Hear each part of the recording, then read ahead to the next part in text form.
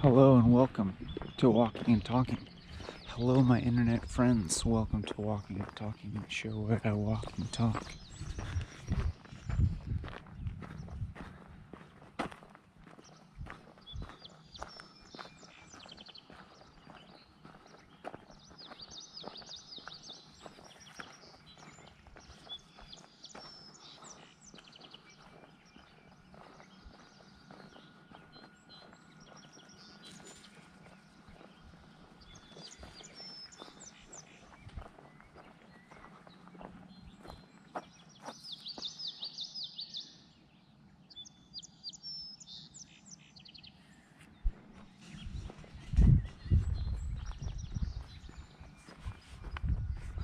I don't feel a lot of immediate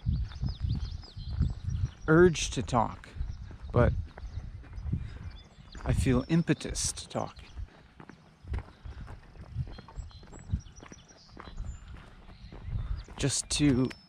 At this point, it feels just in order to fulfill the requirements that I've set upon myself to keep talking, to talk continuously. And so I just have to force it a little bit for the time being.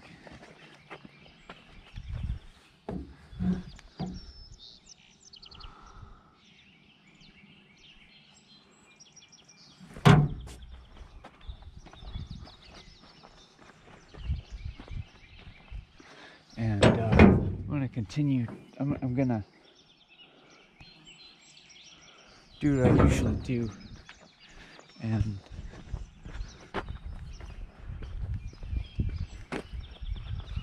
generally avoid talking directly about my surroundings.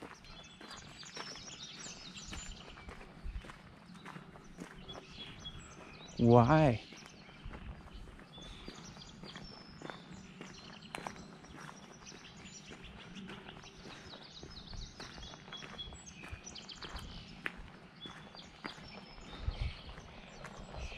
Why is that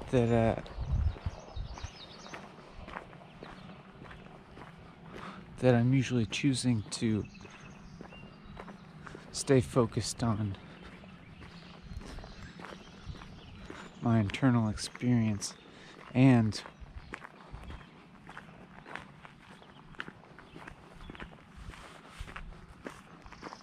what's the difference? Is there not really a difference? I just want to be here relating to you. I just want to relate to you for 4 hours.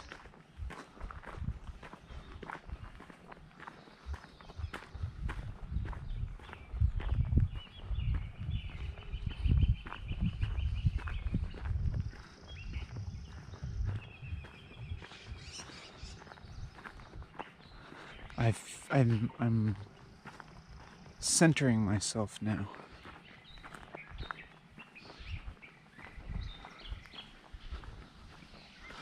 What does that mean? I guess it means that I'm putting my attention more immediately towards my sensory input.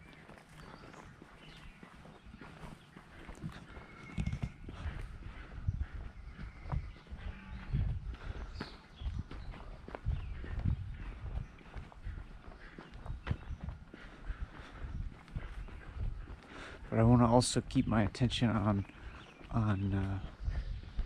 the thoughts in my head. Just to keep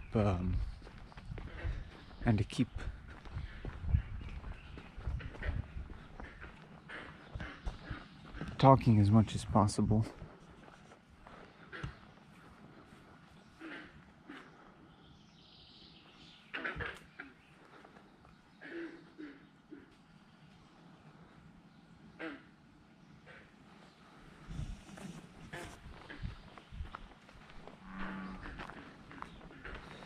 it may take me a little bit to get into the flow of things.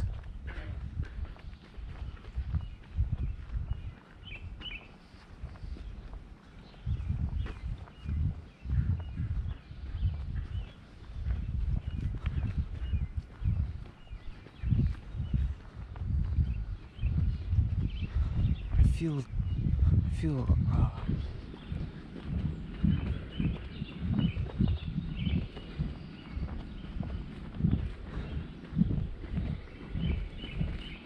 distracted.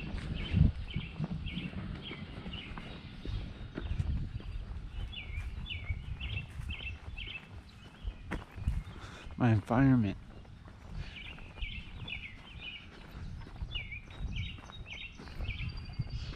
It's one that I'm unfamiliar with. And I don't feel confident that I'm totally alone yet. And so maybe that has some kind of inhibiting effect that it's thought that I may run into people. I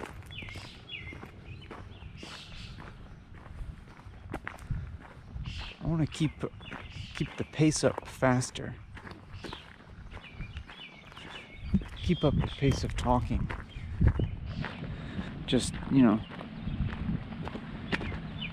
get onto this continuous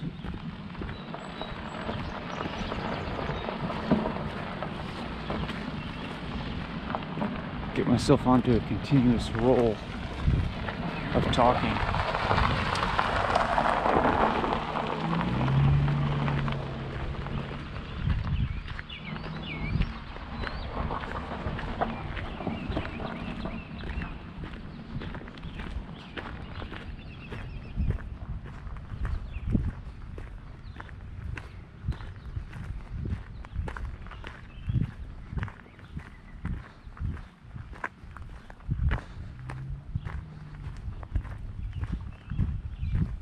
Well, I feel a little bit distracted by my environment. I feel empty in a good way.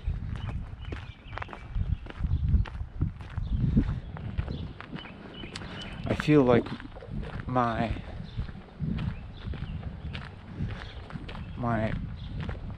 corpus is relatively transparent feeling.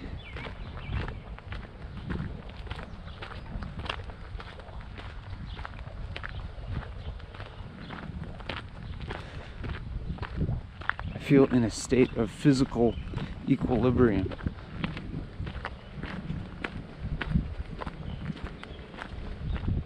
And not full of food.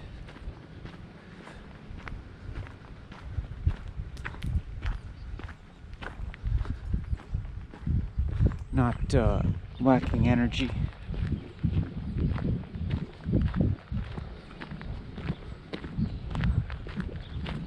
So high potential for clarity.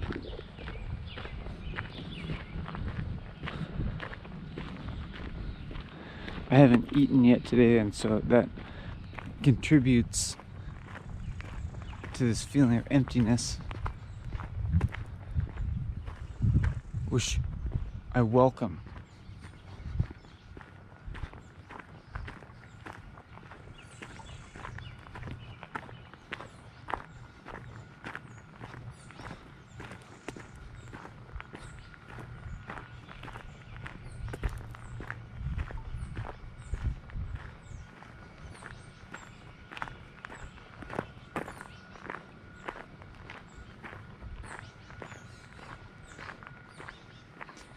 And in that gap just now, my attention shifted to my sensory input in a more immediate way. It was very immediate.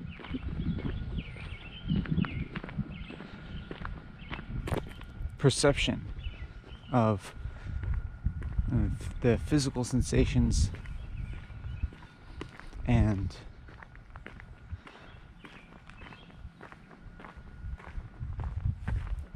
I felt a sense of stillness in that.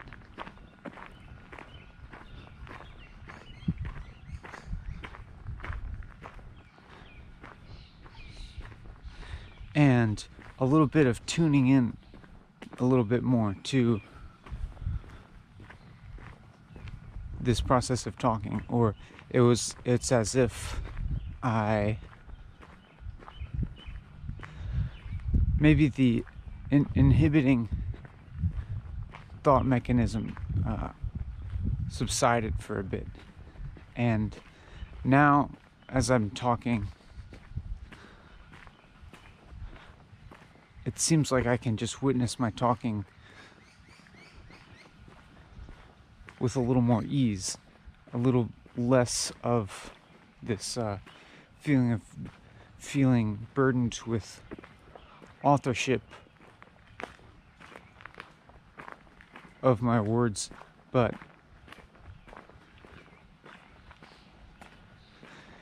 just kind of witnessing the words form.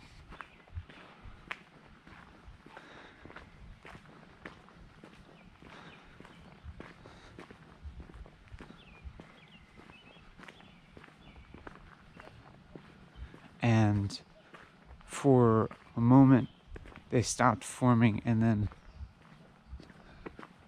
I started speaking, and I wasn't sure what the sentence was going to come out like until after I started the sentence.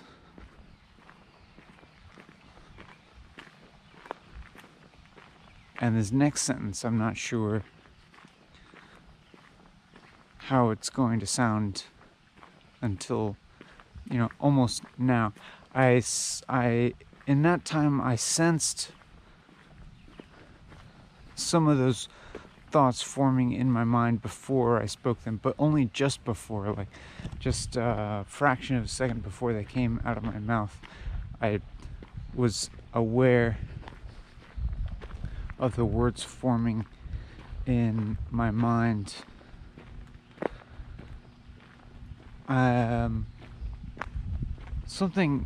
There's some kind of shift happening apparently from before I turn on the video. Some kind of transition is starting to occur already, and I could describe it as just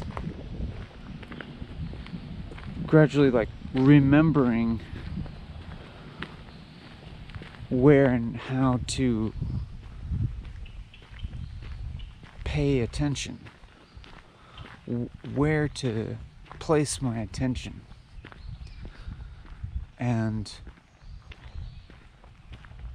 where to place effort. Placing effort in just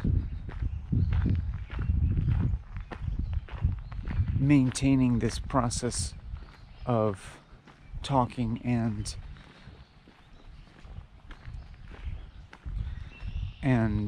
observing the process of talking and allowing the process of talking to be this reflexive process.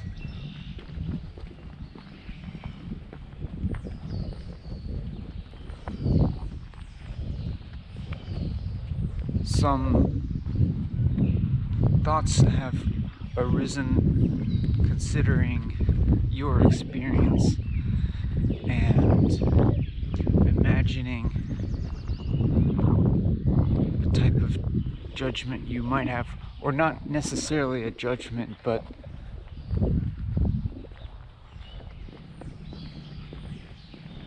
a difficulty you may have, or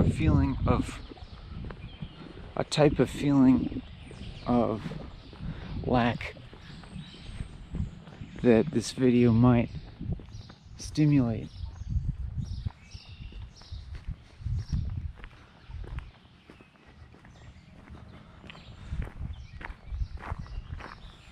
The difficulty of it,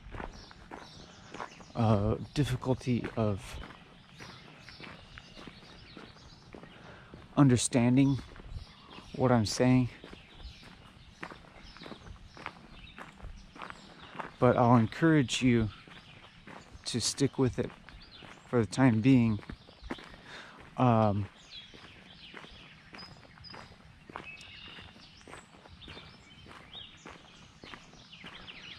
Because this is still a very early stage of this video.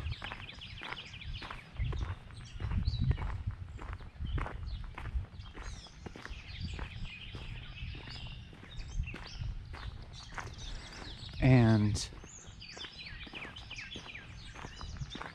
while I'm not feeling a large amount of momentum, you could say, and I'm not exactly feeling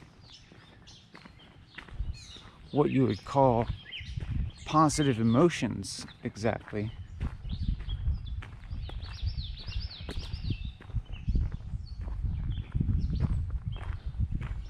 I am feeling a pretty strong ability to abide in this feeling of emptiness or just clarity.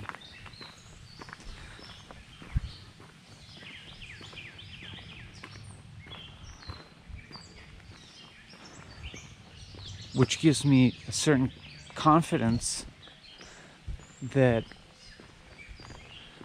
this video will be something, or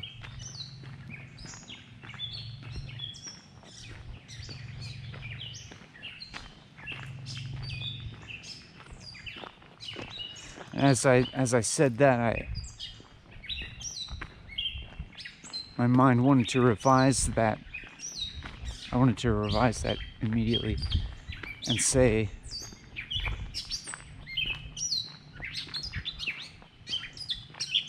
that in this moment, while I don't know what I'm doing, so to speak,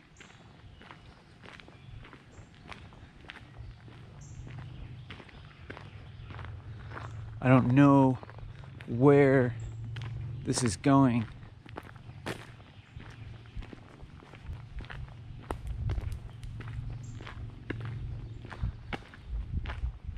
I have a kind of faith in this process.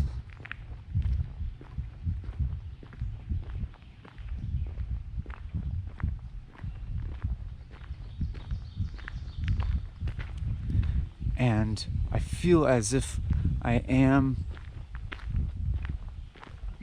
being very faithful to the process in this moment.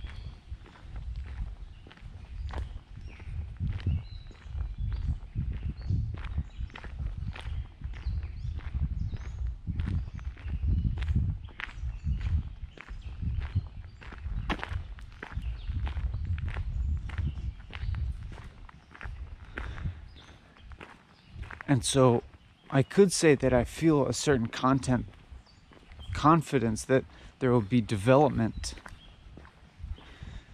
in this video. At the same time, I don't feel concerned about that,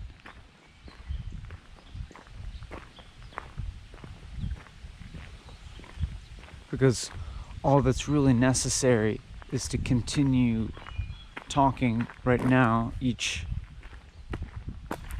moment,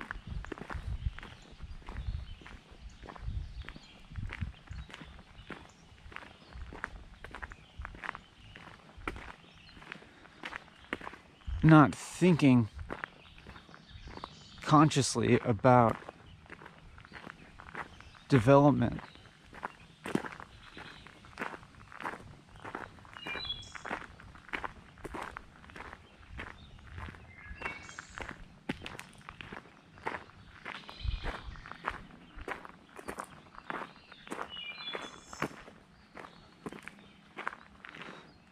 But knowing that it'll occur.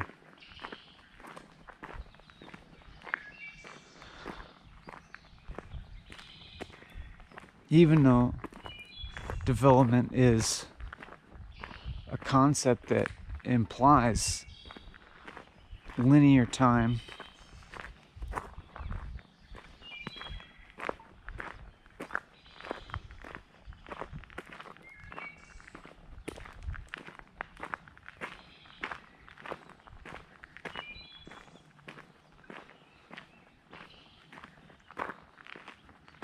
it's dependent on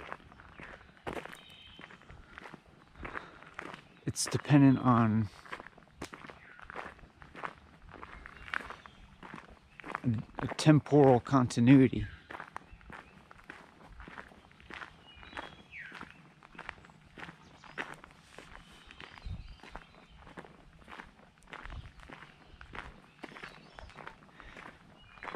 And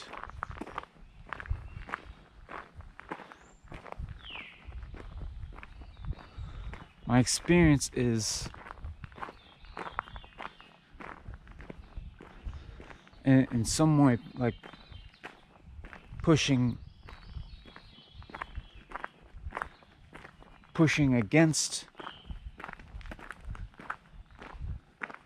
this linear temporal way of experiencing reality.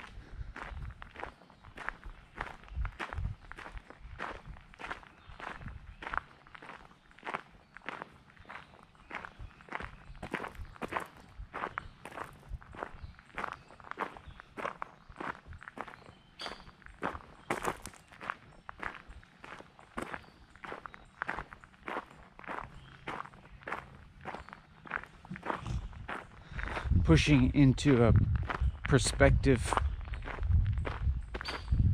that seems outside of linear time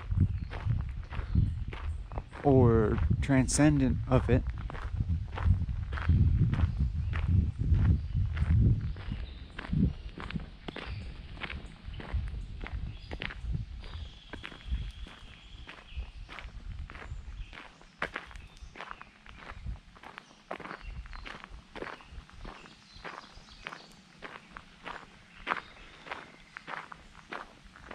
And right now,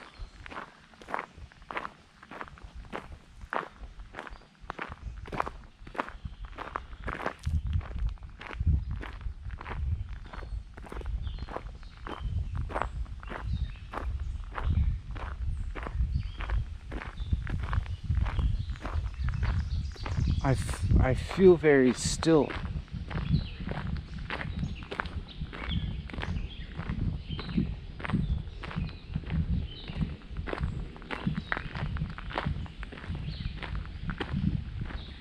I feel relatively close to, I feel relatively closely connected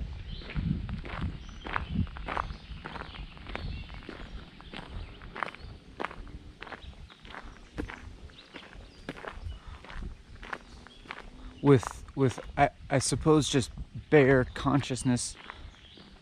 I feel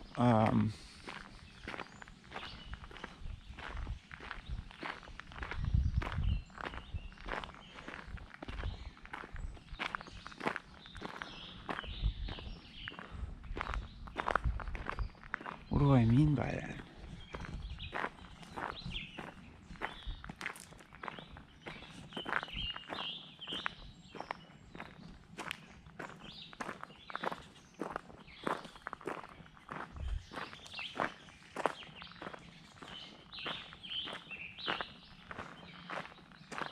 It's hard for me, it feels difficult to describe my experience right now. I'm trying to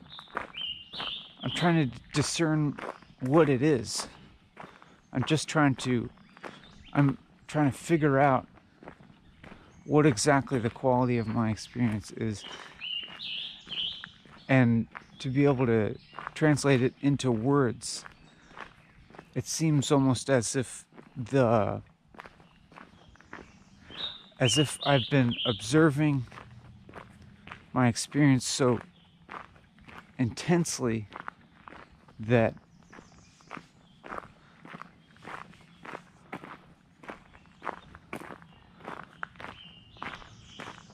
my whole mind is occupied in the observing part, and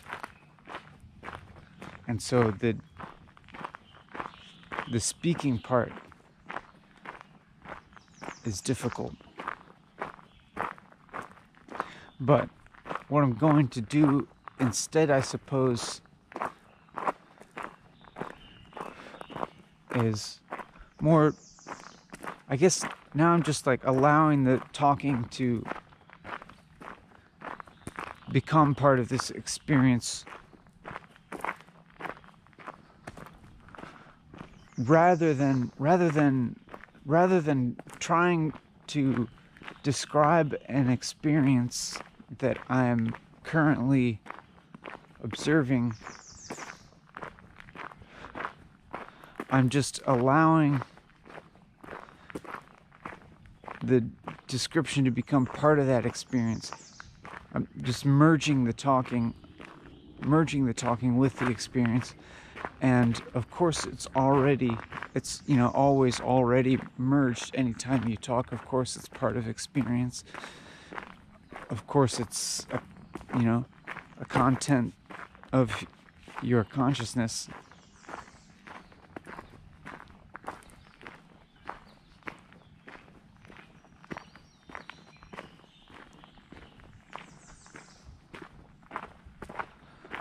I thought to myself just now, this doesn't sound like it's making any sense. It's rambling a little bit. I may be rambling. Don't feel alone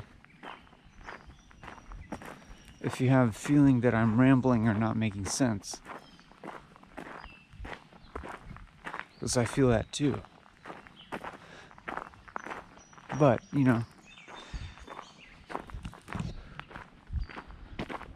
each thing that I have said has been true to the experience of talking, but that could never, that would always have to be true.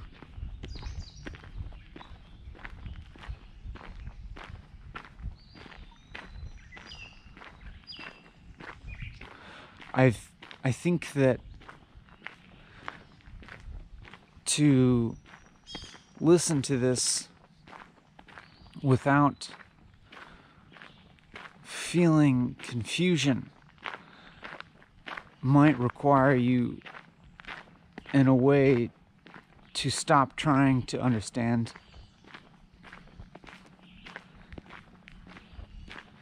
and to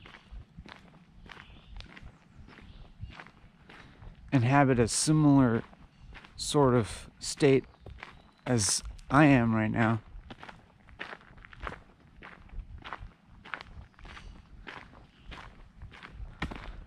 And maybe you could just hear what I'm saying, but without listening to it.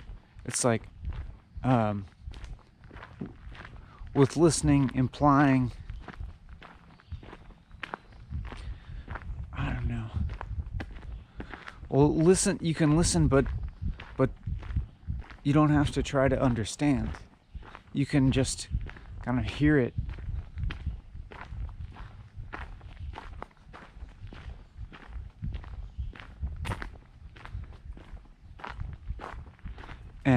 And witness your experience of hearing and of seeing and of feeling, of inhabiting a body, you might say.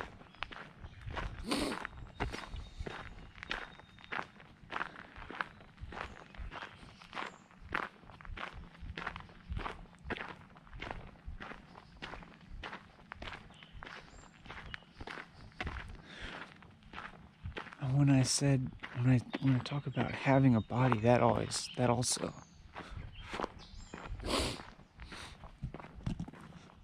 brings up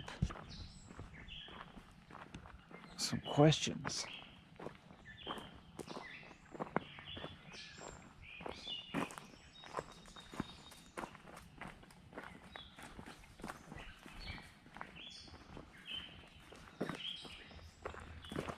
It's like, why is this experience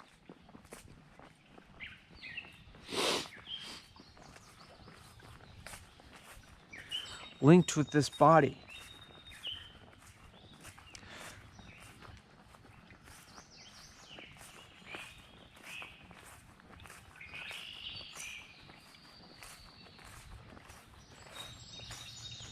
I have memory of having this body for many years, of my consciousness being linked with this body for years.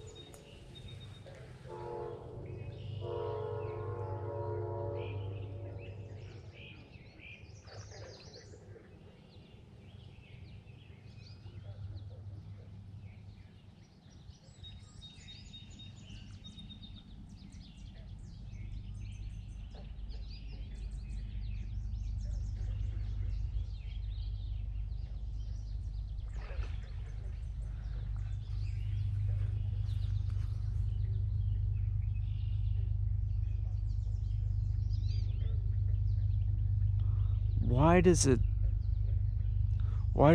seem like my consciousness is so completely tied to this body?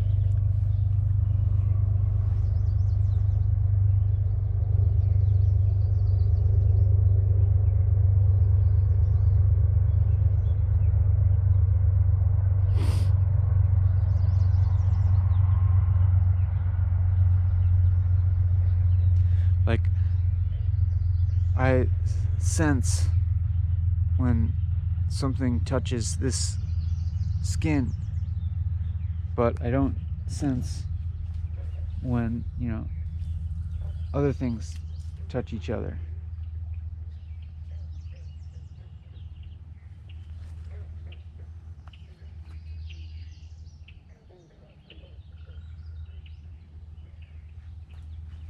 I've come to a dead end.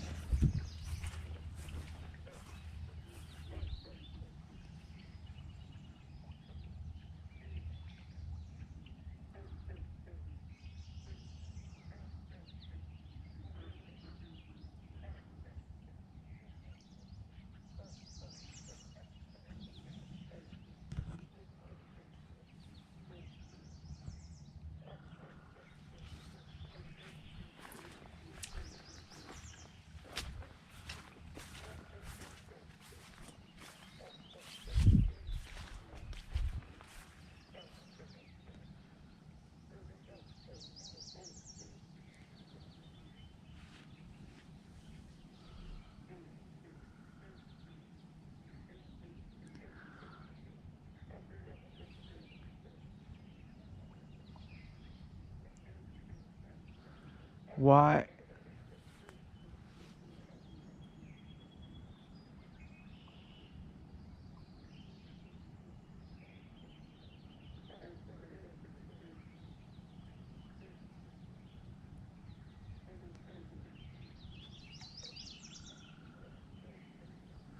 why is it that I'm me and you're you?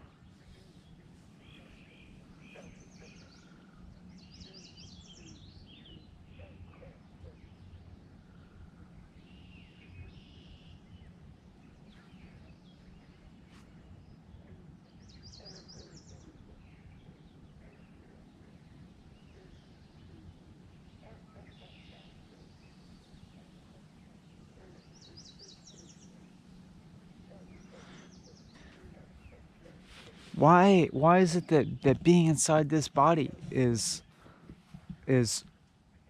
seems like all I can experience? It's the only subjectivity that I'm allowed. And I look out on the world and perceive other things and other bodies, other humans. How come I can never inhabit their subjectivities? Why are they different? Why are there these different subjectivities, it seems?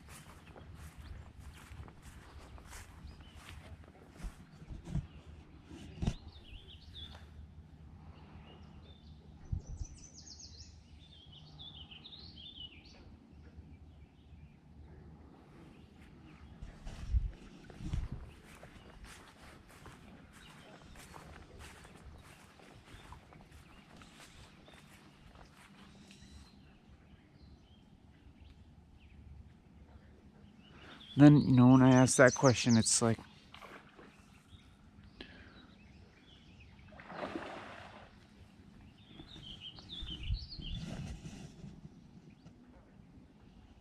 what is that?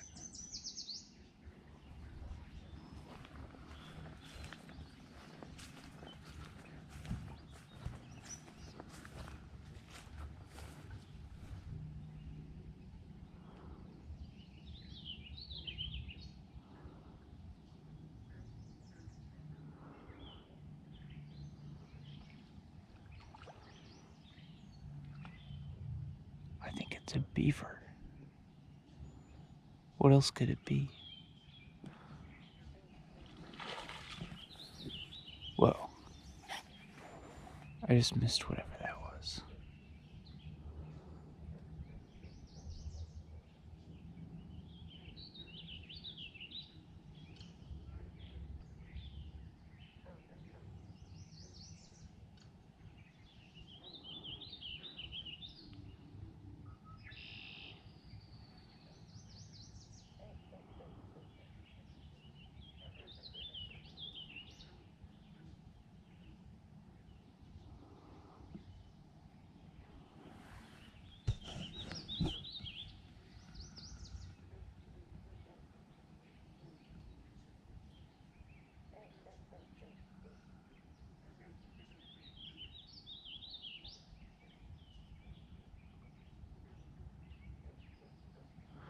Why this individuation?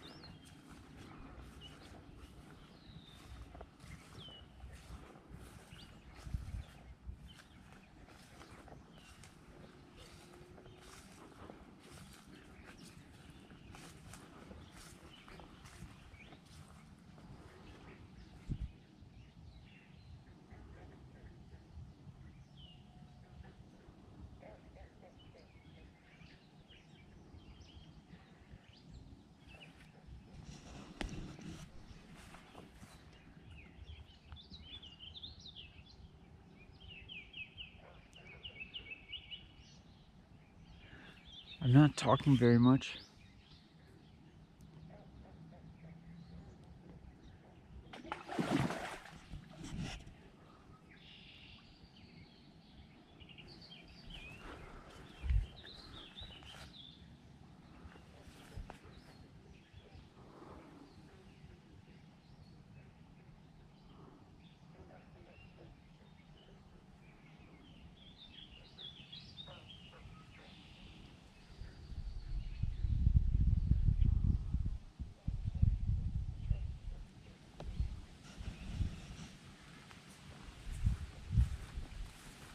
I feel very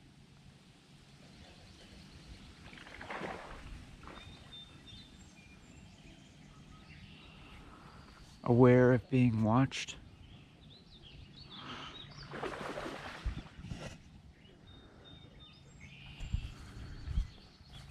What is making that noise?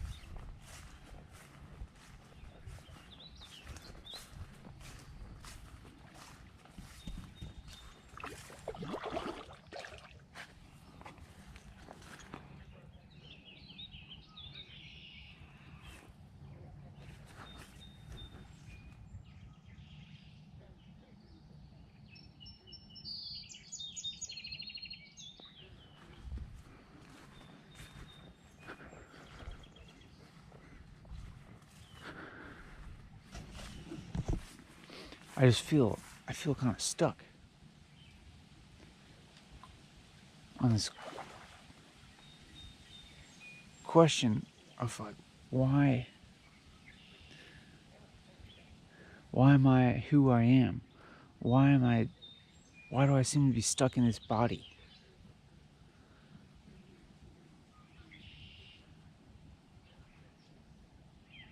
That's gonna age and then eventually die. Why does it seem like I'm here stuck?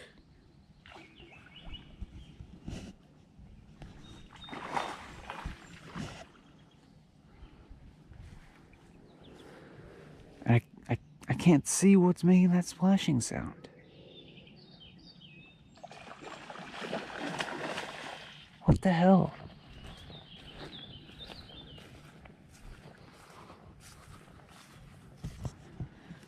I'm never gonna see it. It's like so loud.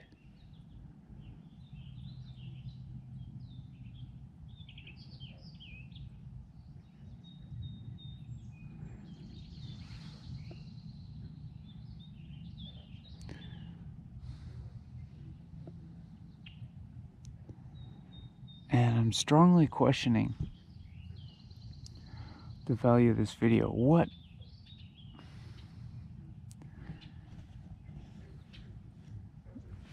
is the value of this video? I'm not talking enough.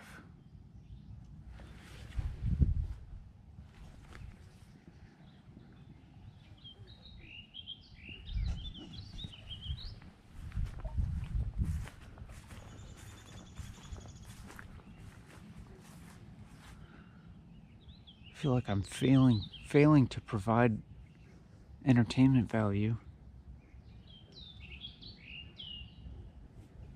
or even any kind of insight.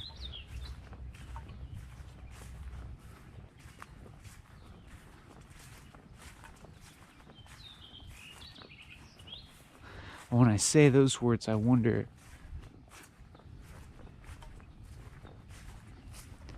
if beginning to talk about this video in those terms might be actualizing something unproductive.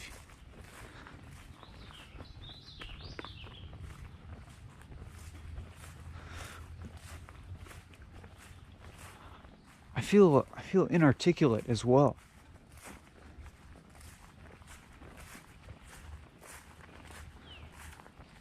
And just extremely conscious of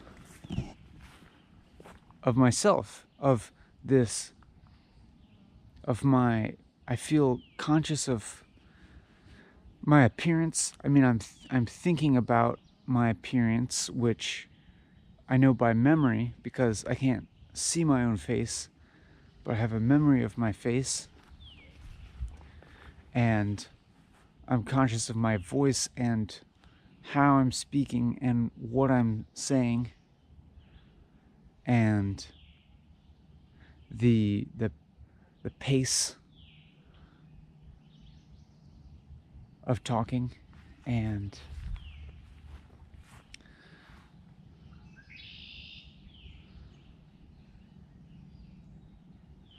when I evaluate these things, they don't seem, at this moment, something that I would want to watch.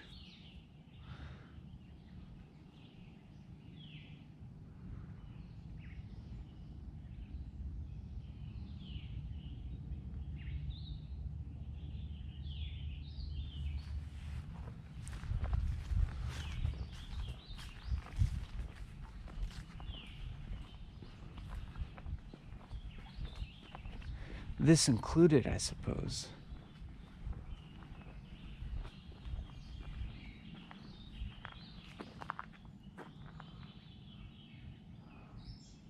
Entertainment, I suppose, is to, I don't know. Entertainment is to avoid pain.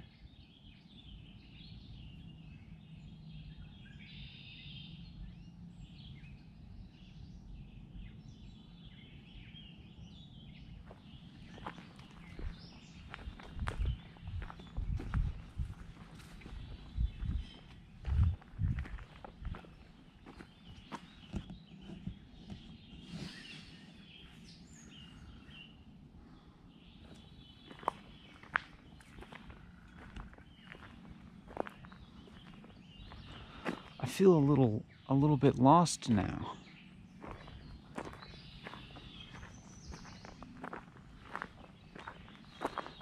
Not geographically, but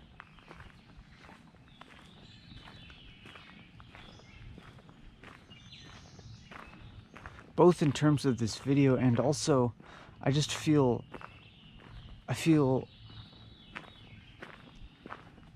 lost in terms of making sense of reality,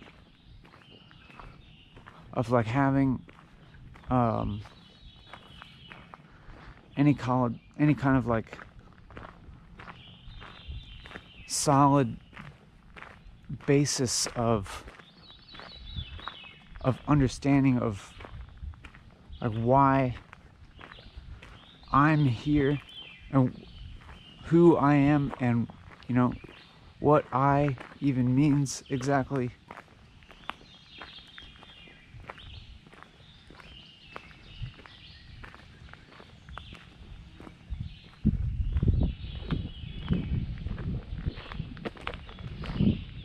And it doesn't feel pleasant, but having said that, having acknowledged it,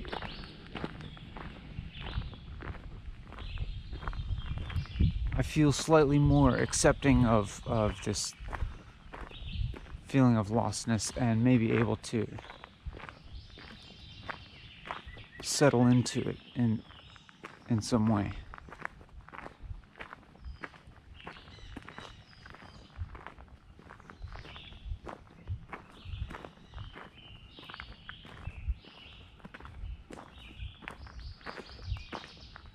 And this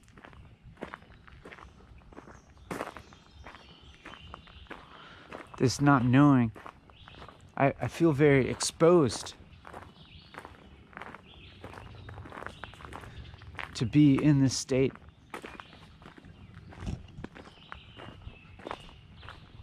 And to be seen by you, to have this state be seen by you.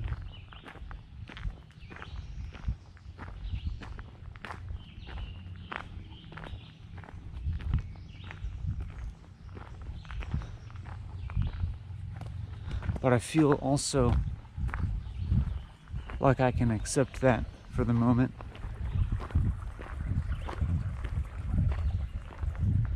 and still feel some faith that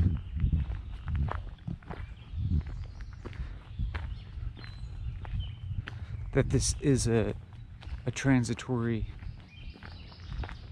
experience.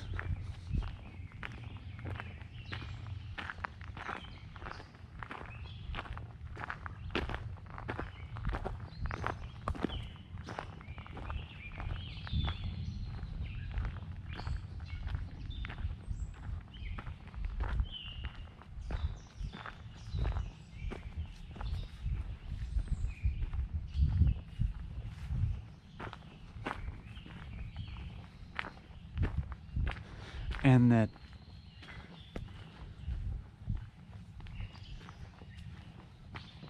I feel some kind of confidence that abiding in that unknowingness is in some way useful, or I'll get somewhere or something, but that doesn't really make sense in the context of this lack of understanding, because I don't feel any solid ground to base any kind of meaning or direction on.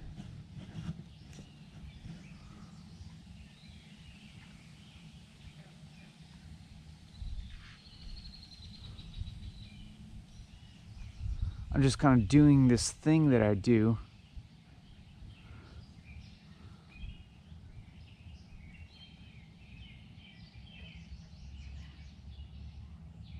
placing this structure on myself,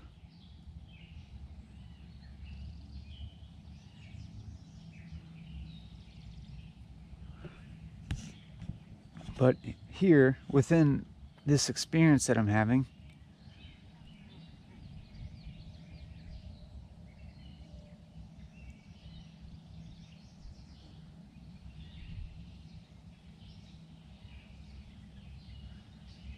I can't like pin down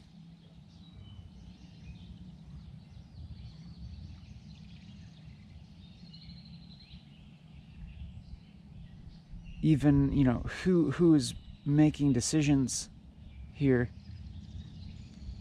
where any kind of locus of control is.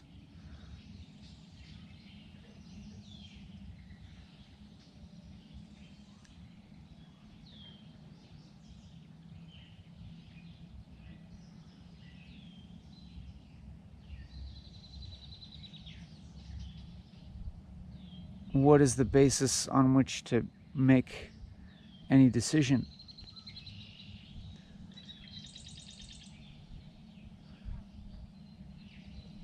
I can't find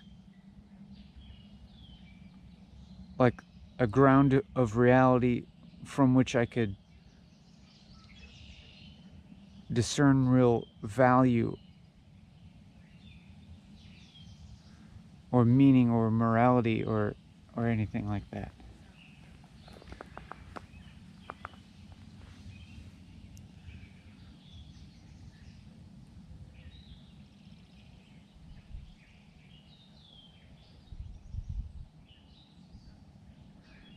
And some intense self-criticism is arising as well. I feel so painfully aware of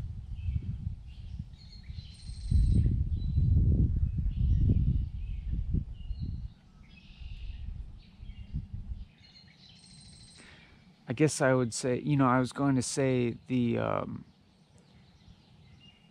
all the faults of this video, the weaknesses it has, everything that it lacks, everything that this video lacks feels glaringly apparent to me. But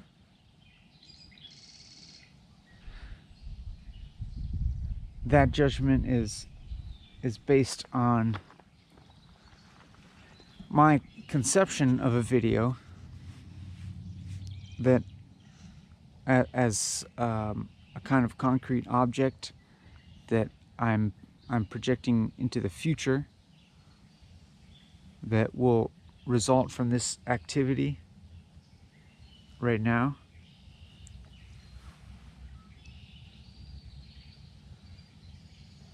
And my imagination of you watching it, my projection of you, and my projection of what your judgments might be.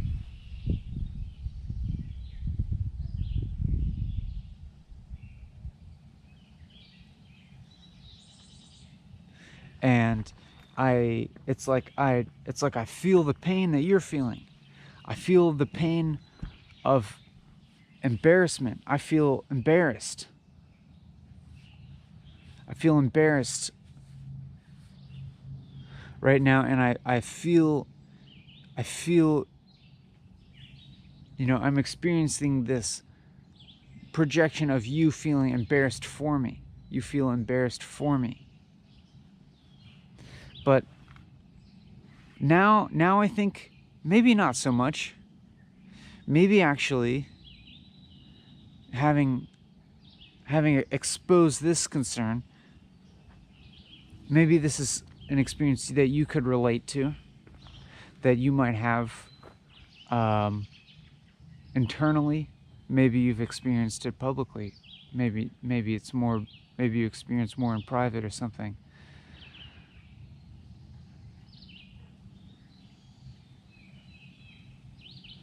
Feeling of intense self-criticism or self-doubt or just embarrassment or becoming painfully aware of what you perceive as your failures or flaws or weaknesses.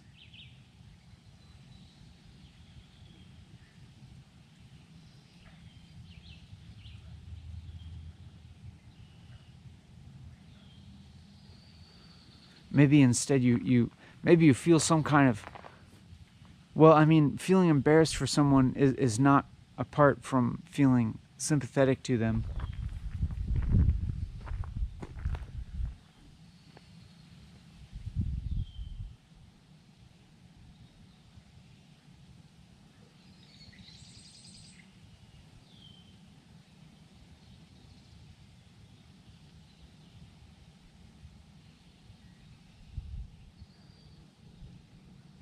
It's as if I almost like, it's as if I wish that you didn't have to give me sympathy.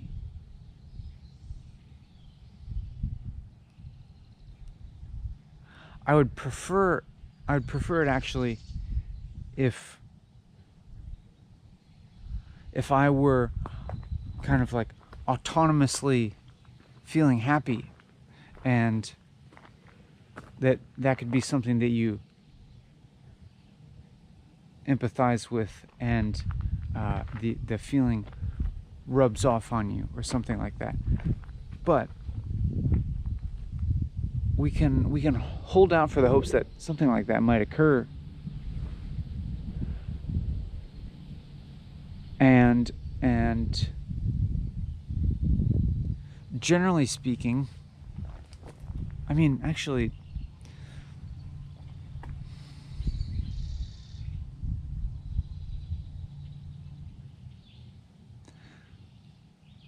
pretty much all the time,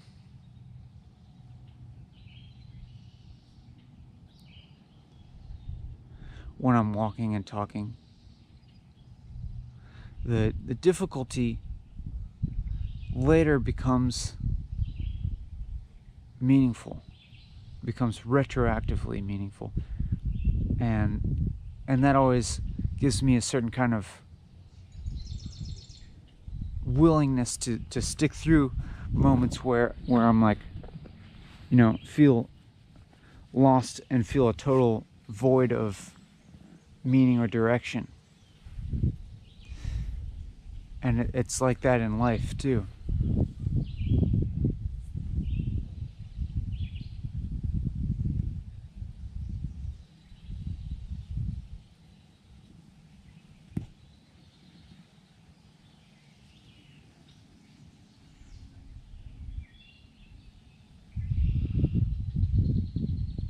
I'm doing an activity that allows that, you know, it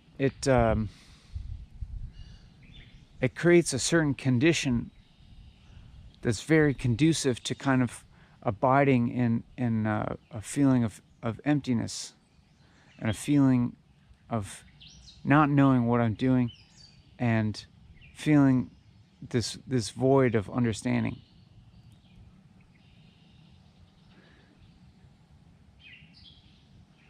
Really experiencing like emptiness of meaning of life, of and of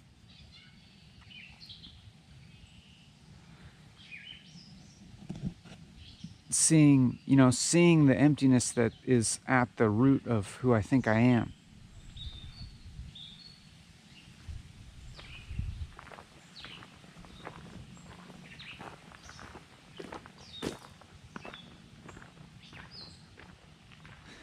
The ultimate like emptiness that's behind this constructed sense of identity.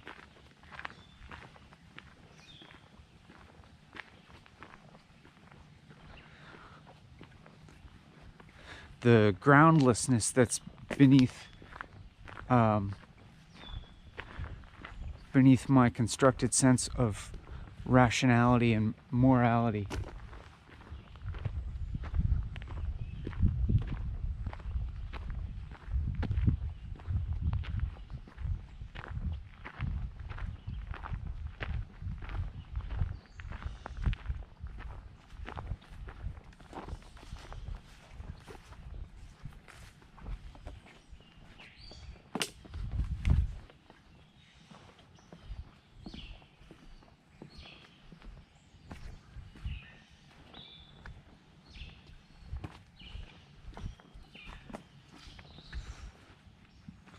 And the structure itself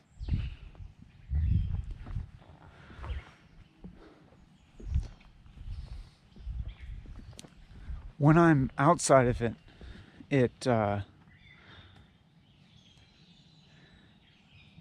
it fits in a way with my constructed sense of identity and rationality and morality. It fits into that world in a way. It's created from that. The structure is founded upon rationality and morality and my identity. But when I'm within it, like especially now, especially in this moment, all those things are just dissolved. They don't have any solidity.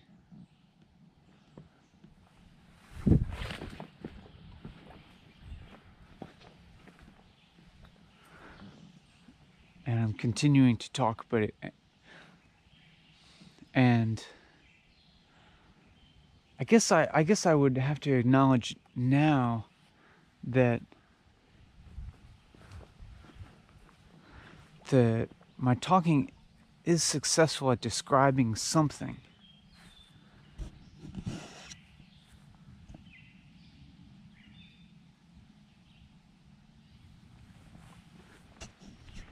I feel as if I'm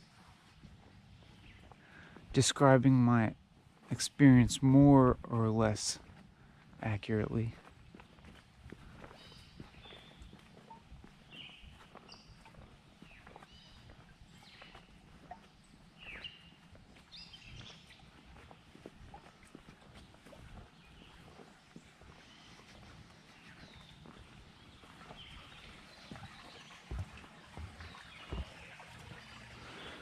I'm conveying an experience that isn't exactly desirable, I would say, not from this current perspective.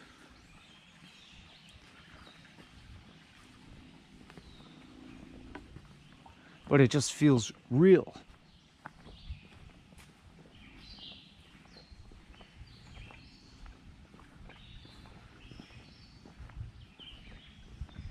It feels actually like the core of something. It feels like doing this does allow me closer to some kind of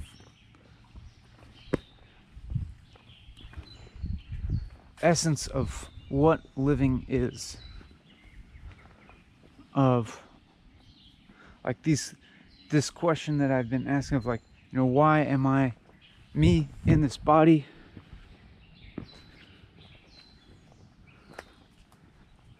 Why is there this individuation?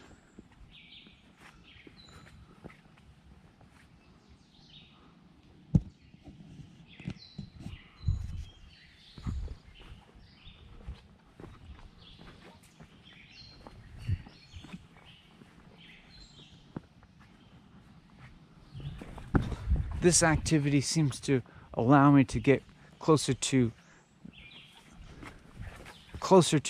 the answers of those questions, if they exist as answers, or to the core of experiencing them. Like, this is a way for me to feel as if I'm experiencing life, and not just like having an experience that's like about life. If that makes any sense. I mean, of course, every experience is life.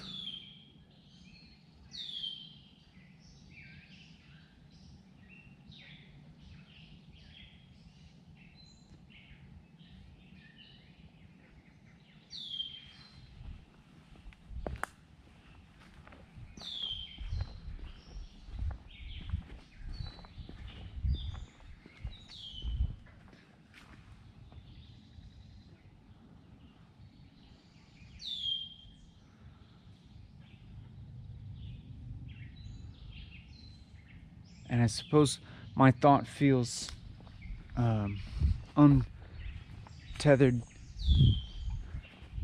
to the practicalities of maintaining this continuity of being a person.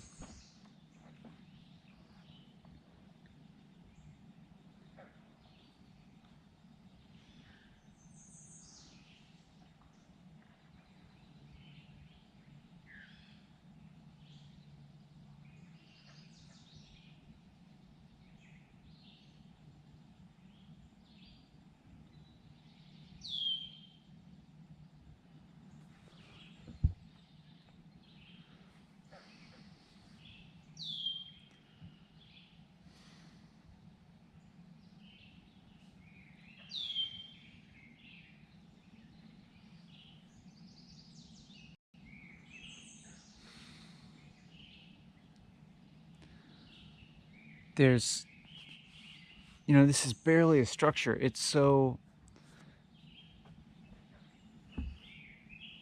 loose. All it is this duration of 4 hours, and in which I'm filming myself talking.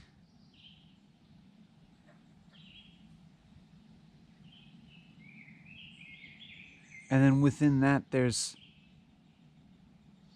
so much freedom that it feels very uncomfortable sometimes.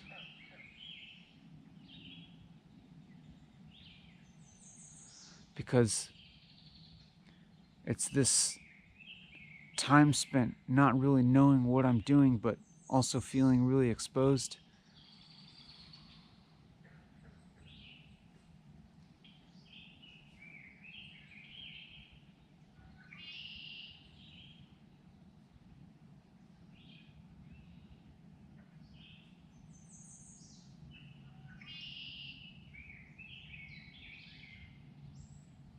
and doing something that feels really, really acutely valueless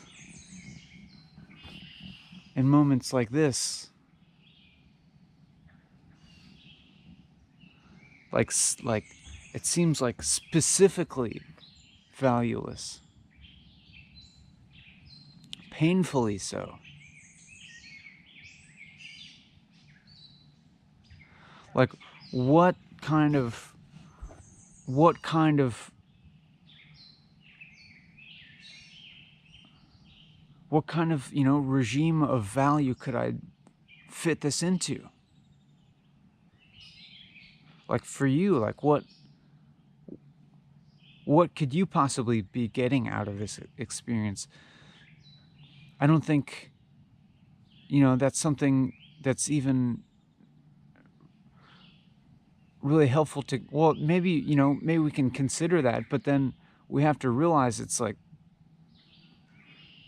it's probably nothing.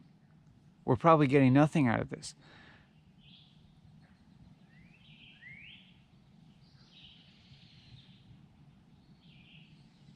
And so why are we doing this? I mean, that, like, why are we doing this? That's almost the same kind of question. Why am I doing this? Why are you watching?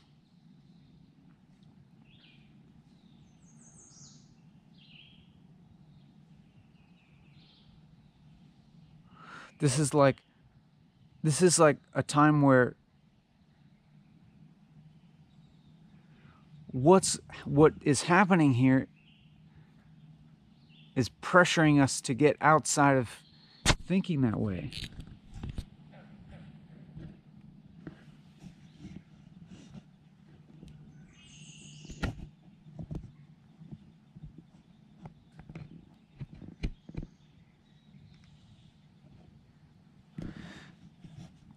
To yeah, I don't know.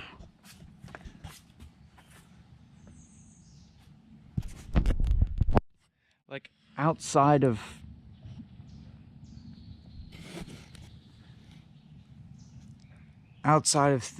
of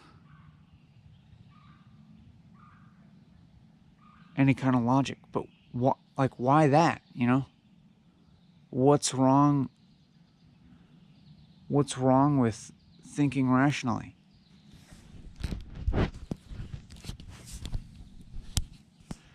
What's wrong with just doing things that seem to make sense?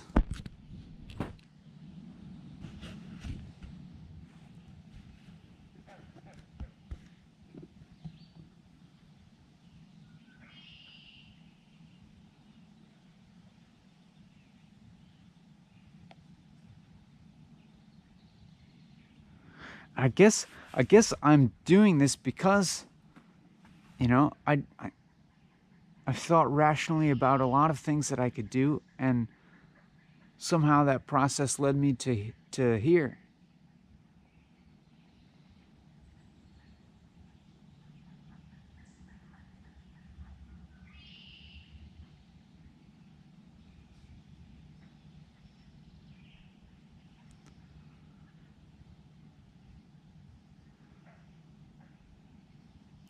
Where there is no, you know,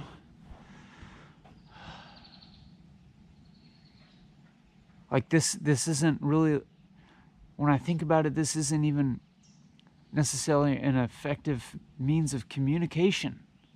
It's so long.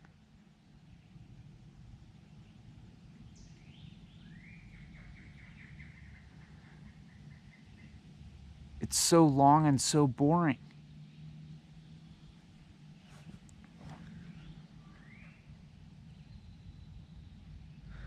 that it's hard.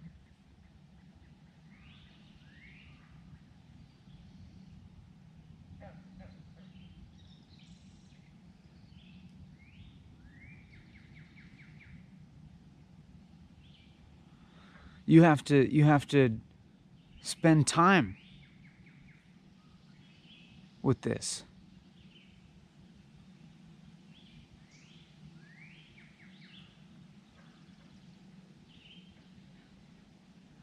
But what often happens, you know,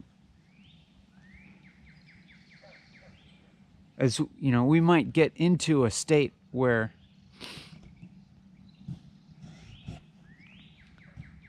that question of whether this is time well spent or whether this is time wasted, that question just goes out the window.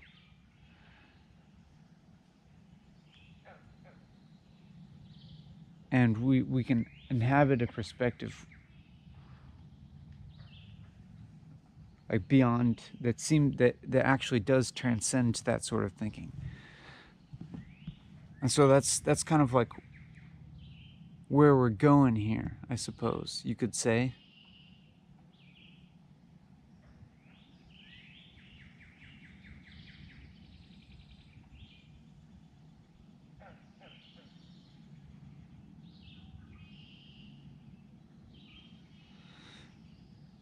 But it's taking some time to get there. It's taking some time to let the rational thought subside. And we have to, kind of like deal with these questions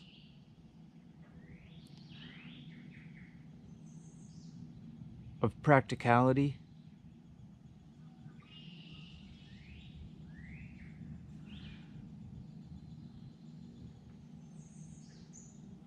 and we confront them. The structure, the commitment to the structure, the commitment to the process is what kind of overrides this pain of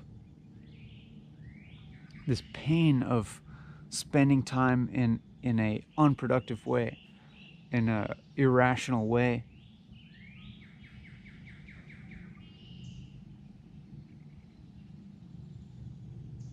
And so we just process that pain, and then we get somewhere else.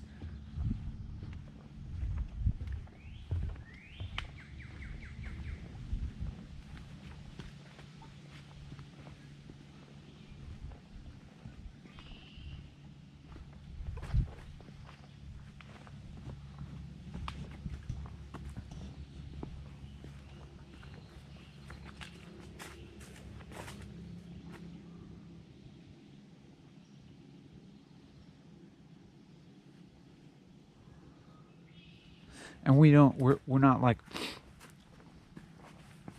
relying on any authority about anything.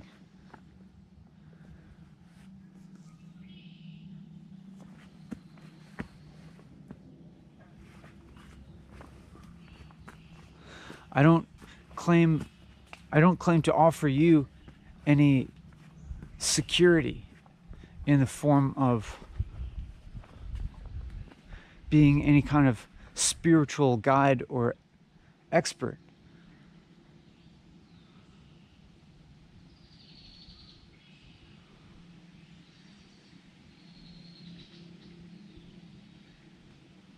I won't tell you that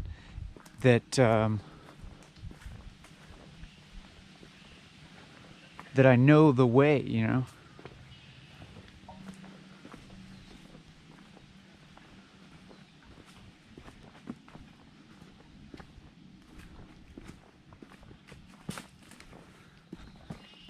It's completely up to you whether you want to,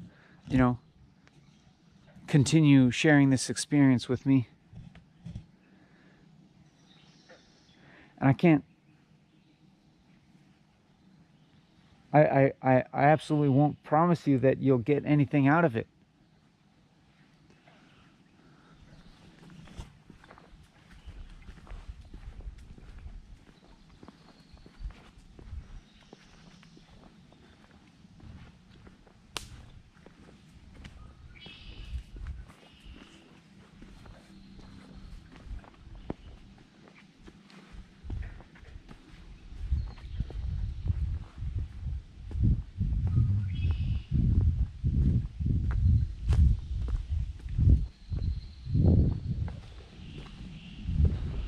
It's like you have to be in this questioning along with me. You have to be, you're questioning right now whether you should be doing this or not, whether you should be spending your time this way.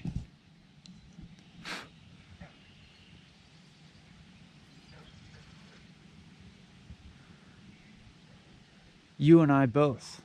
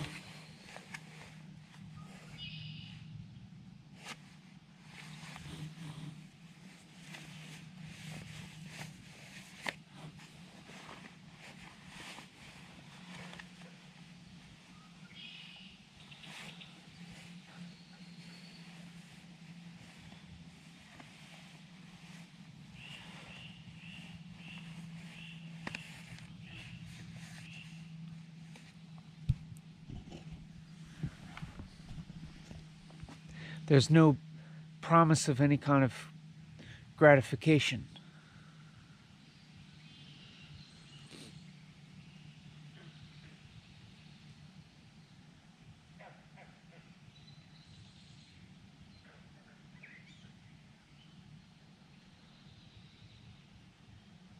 It's quite simply, I think, a challenging experience.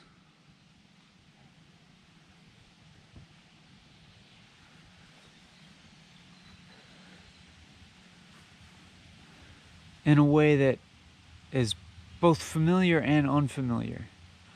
Unfamiliar in that the challenge has almost no form.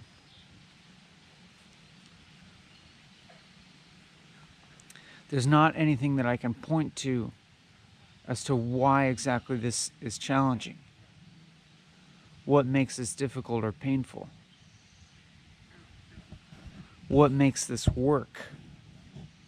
What makes this experience feel like work in the difficult sense?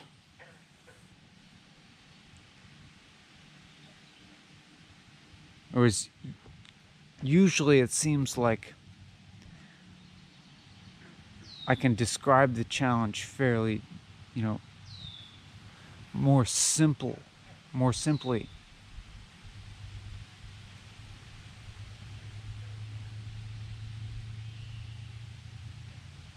Like I'm tasked with doing something specific that is stressful to do, or it's taxing mentally or physically.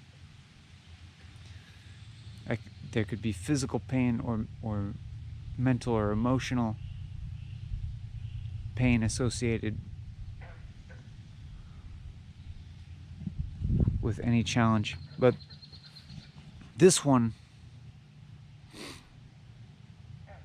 is much more nebulous. what is hard about this.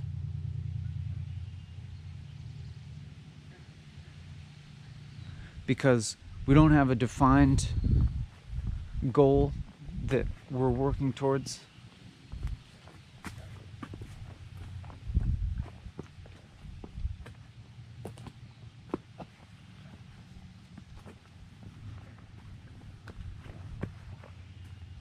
And what exactly we're doing is also fairly unclear.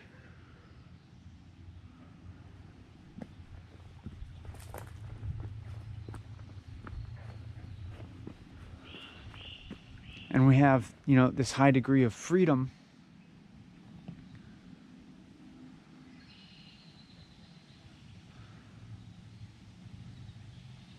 And yet we still experience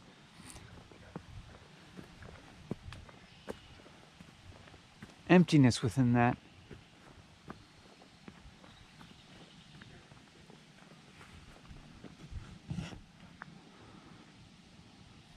So it's almost as if this is a way of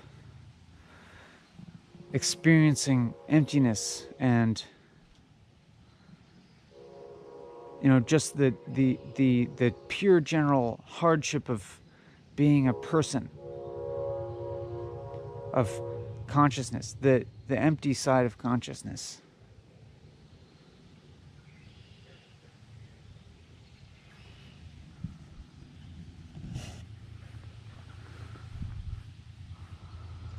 This kind of feels like just experiencing that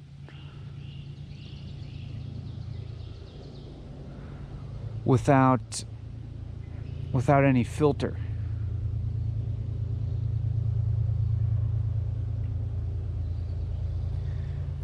In some way, it does have the filter of talking. It has just a filter of language. Just language for 4 hours and experiencing reality through that.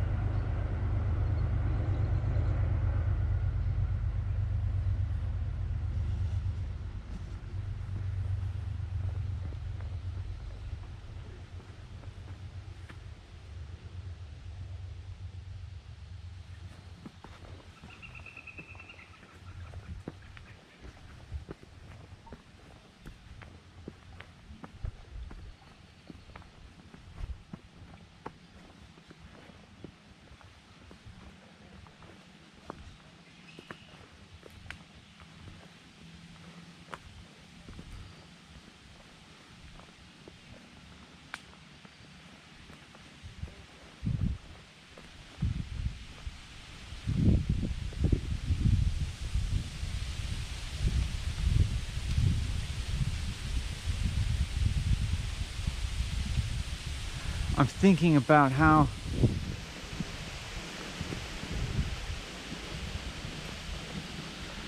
this isn't so much creating a product, all this effort. Because this video is really not much more than the process itself. And because of that,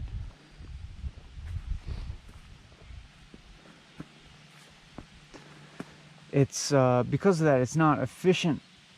It's not an efficient communication.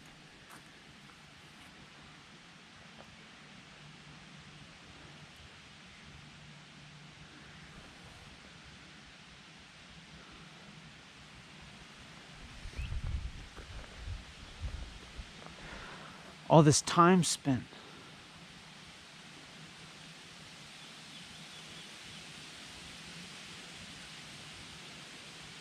And by a product, for example, I would mean like spending multiple hours making a shorter video that's like 10 minutes or something, that offers a lot of effort condensed into a short time span, so it's easily digestible. This is not that. Why do I have to make something so difficult? Why do I have to be so difficult? Why don't I just expend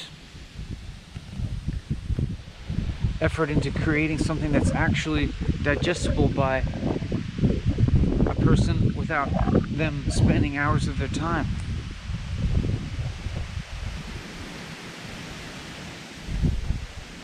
Why don't I do that?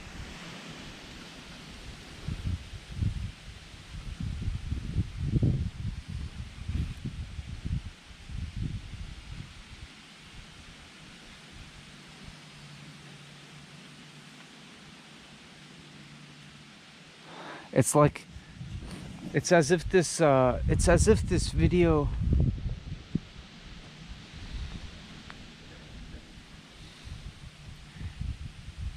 is demanding so much effort on your behalf, demands so much patience on your behalf. And why would I want to ask that of you? I should be the one giving patience and effort. I mean, I suppose I am, but am I expending it wisely? I'm not sure.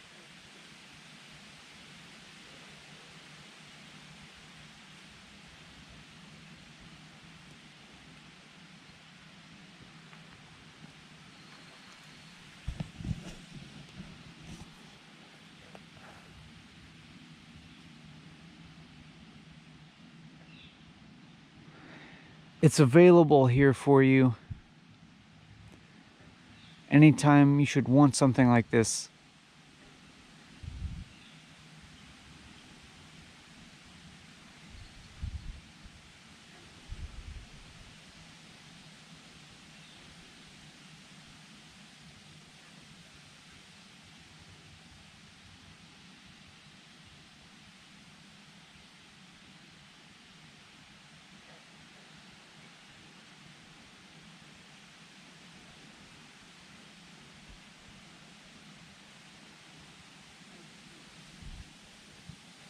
But I'm aware, I don't usually feel like this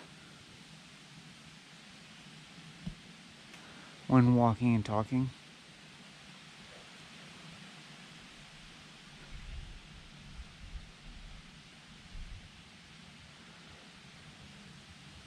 I don't usually feel as if this whole thing is just like a total mistake.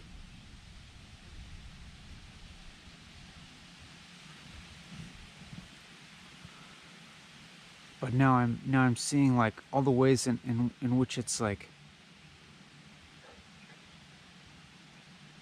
it's ungenerous in some ways.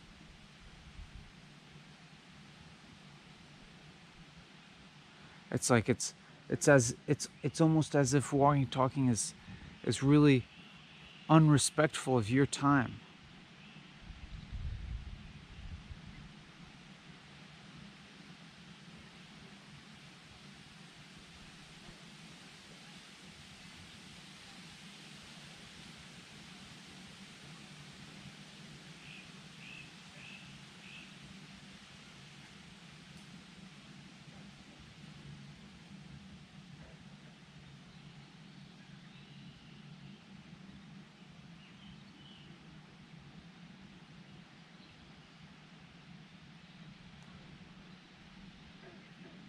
I don't know, and then I'm maybe like running through ways of thinking about this in my mind that might be otherwise like ways that maybe this is valuable in some, you know.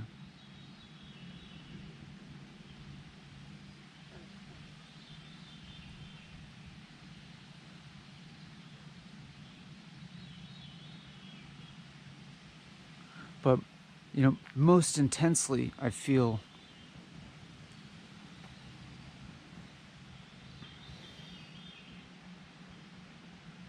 I I have this intense feeling of someone who is making a mistake and knows it.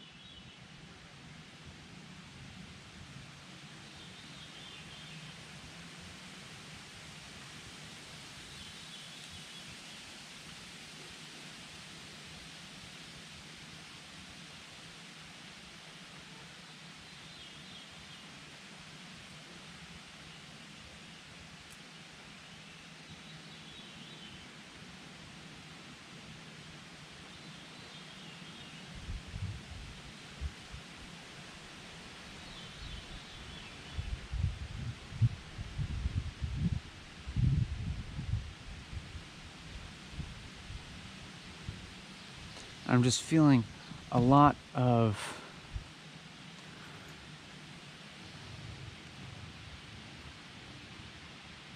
sadness, just like a generalized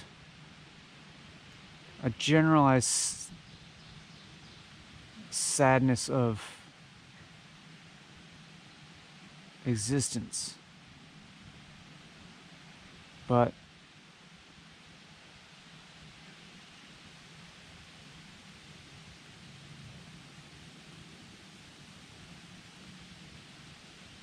along with that, I feel like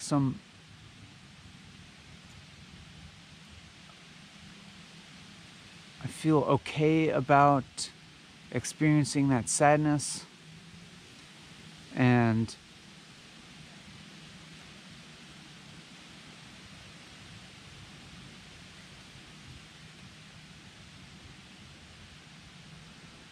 just like continuing to just like remain completely aware of just like the like complete like ever changing experience. And so like with that awareness, it's like the sadness is like, you know, just a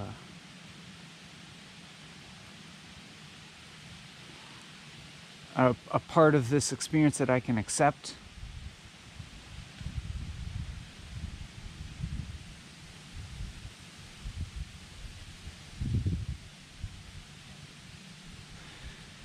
And acknowledging that it's totally contiguous with, you know, its opposite experience of happiness, and that this feeling of emptiness is contiguous with its opposite experience of meaning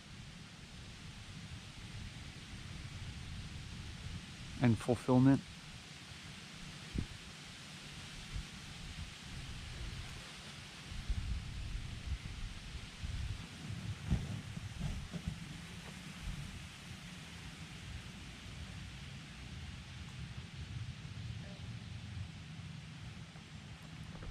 Well, what if I don't know, what if I you know, it's just noticing a pattern in my mind of starting to feel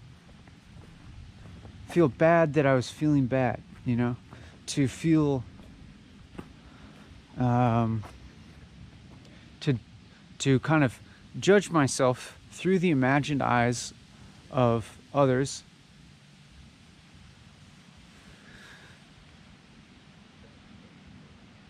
to judge myself negatively for having this type of experience, for feeling this way.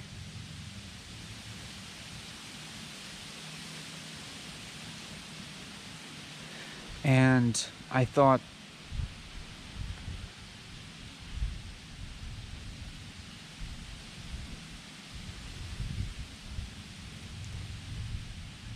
I don't know, I was thinking about like,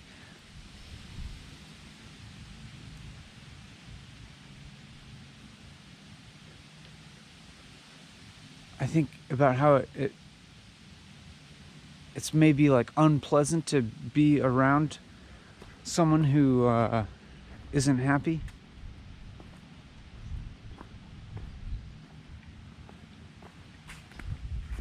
Maybe it's unpleasant, but that's something I personally, I don't mind it that much.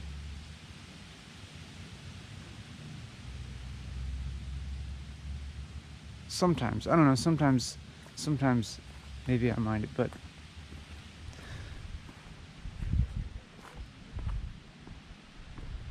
I was imagining your judgment of me and how it might be negative, or how you might be having a negative reaction to my experience.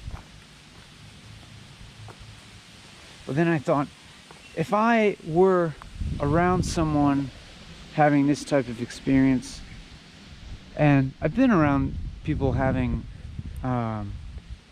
similar types of feelings, I wouldn't mind it. I would still respect them completely. In fact, I would probably respect them a lot for being willing to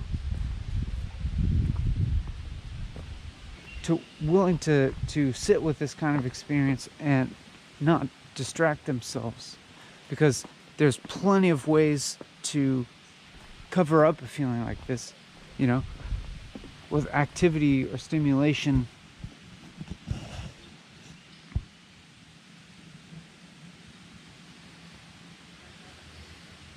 Or just like, thought patterns.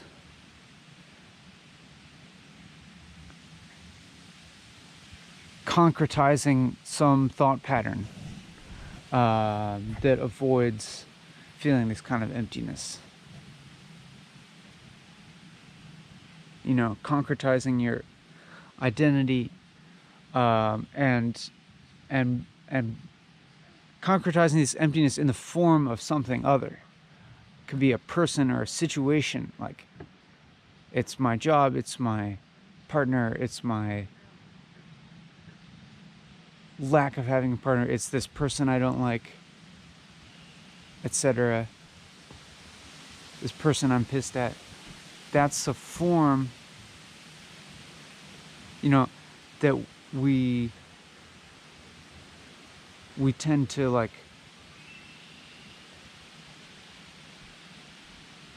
we want to get away from this experience, and so we try to bundle it up into something like that and make it other. And so the emptiness of reality tends to manifest in our lives through the filter of some solid form. Like, how does it manifest in your life? Is it some person that you feel hatred for, or something about your situation?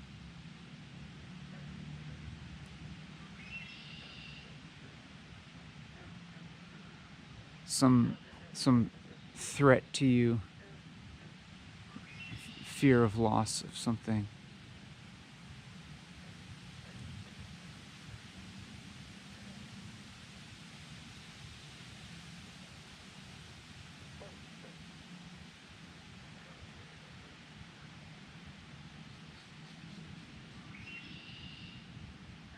But when we concretize it into something concrete, we also, I think, tend to concretize ourselves.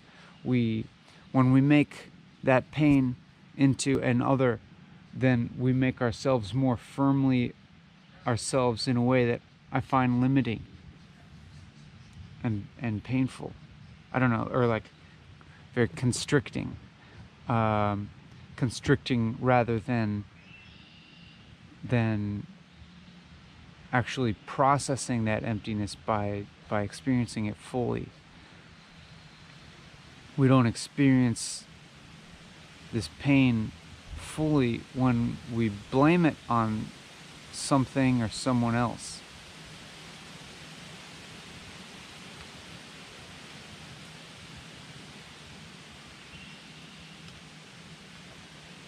But then it sticks, it gets stuck,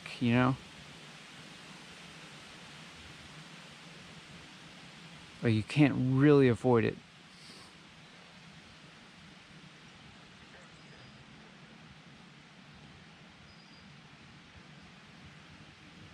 but you bundle it into a form,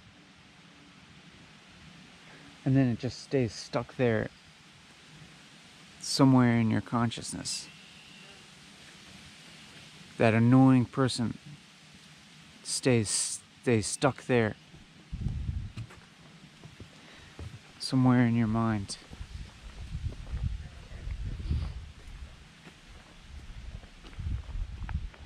Or that loss or a trauma, you know?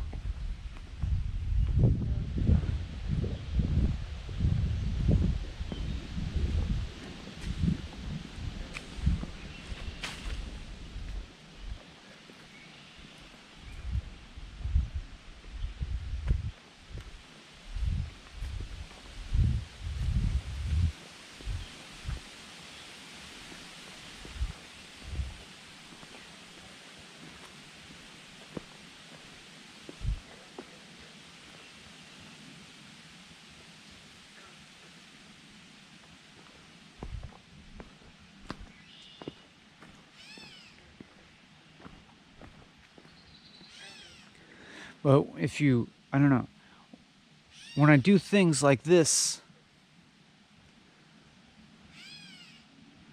it's just, I don't know, it's like some kind of controlled way of I don't know, bringing whatever needs to be processed into the fore of my consciousness, and then hopefully it gets, and then, you know, and then I just experience it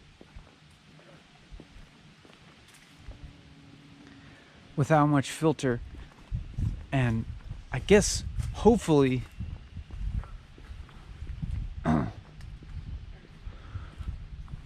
hopefully that means I can become a freer, more autonomous person. Or another way of saying that is that by going through that process, my consciousness can get freed of these painful things. But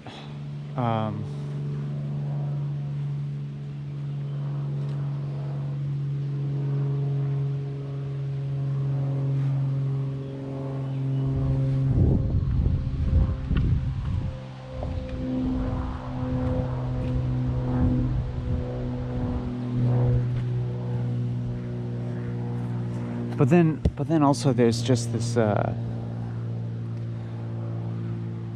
have this recognition of like the constantness, that there's always this emptiness.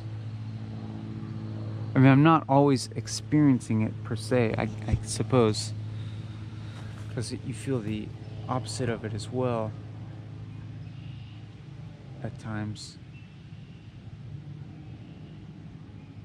And they seem to balance each other out.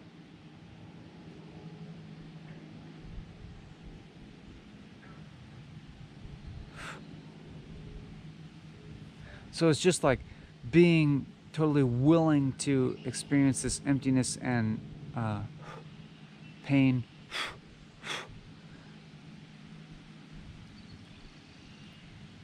knowing that like experiencing this, like the opposite experience is going to happen too. And you know, in my conception of how life works, it's like they seem to occur in equivalent amounts. They seem to balance out.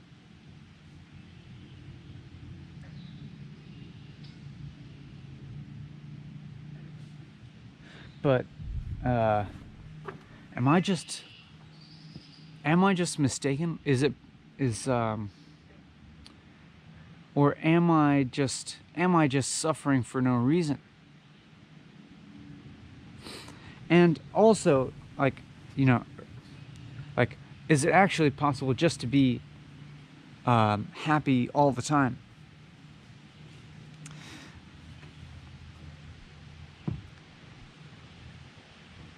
And also, am I actually, you know, creating the false dichotomy by talking about this as suffering and thinking about this as pain and suffering?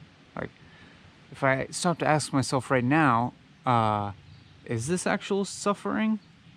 Is this actual pain? Like, if I had asked that question right now, I'm not actually so sure that it is. Like, to be honest, at this moment, I'm realizing that, like, I can't really complain about this experience right now.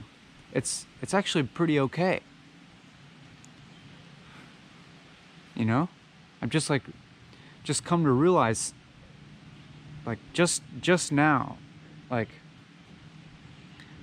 look, I'm just here. I'm just here doing this now, and it's like, that's fine. There's no real problem.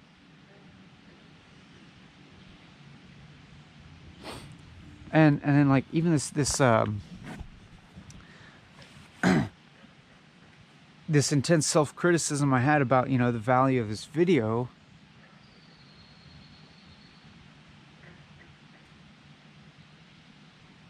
it's like I've kind of dropped that off. I mean,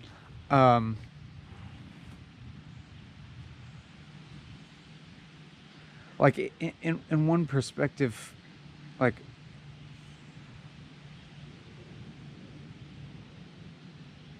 it's like, at least I'm trying something. At least I'm trying something that's different, and I'll put it out in the world, and it's put out in the world that's fairly unobtrusive. It's like non-invasive, you know? It's not like, you know, it's just on YouTube. You can watch it or not.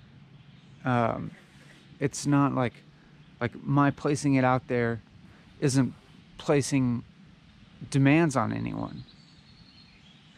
It's just offering another option for how to spend your time. I mean, and then there's the question of, like, could this time be spent better, you know, like, could I be helping someone more significantly? But now my thinking is like, now I'm feeling actually fairly confident that this is probably, you know,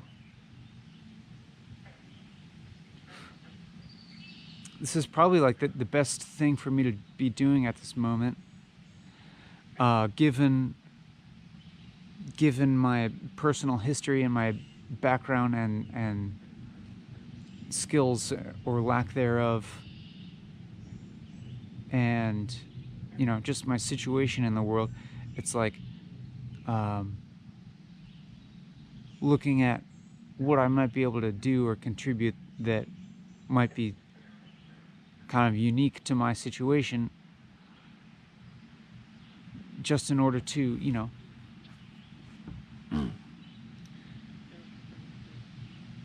kind of in my own small way contribute to, like, the diversity of perspectives on reality.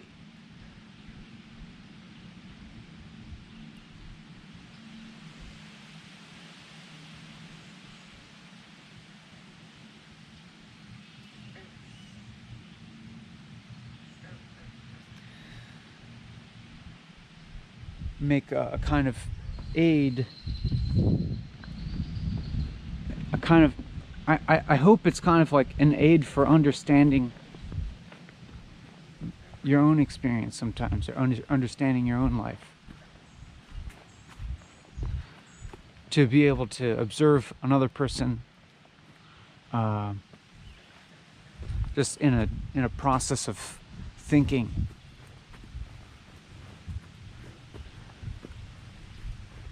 I hope it can inform your experience.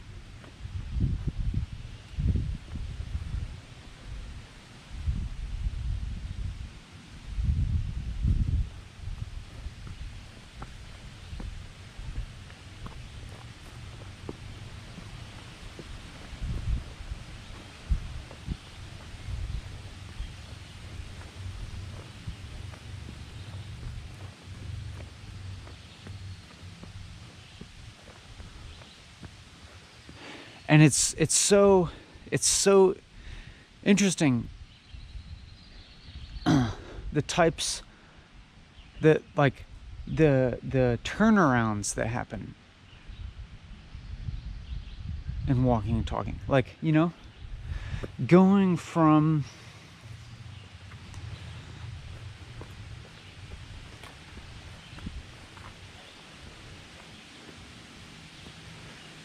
this emptiness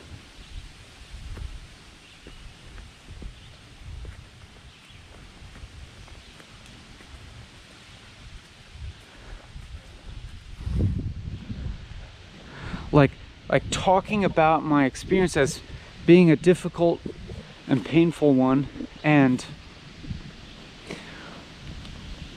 that being kind of like, that always seems to be concurrent with having a negative evaluation of the quality of the video, and being very concerned about your experience.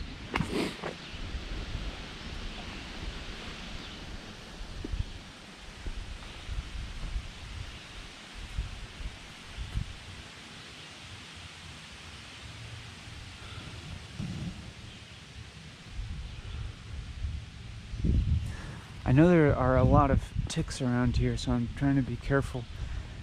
But I've never just seen a tick like in the natural habitat, you know?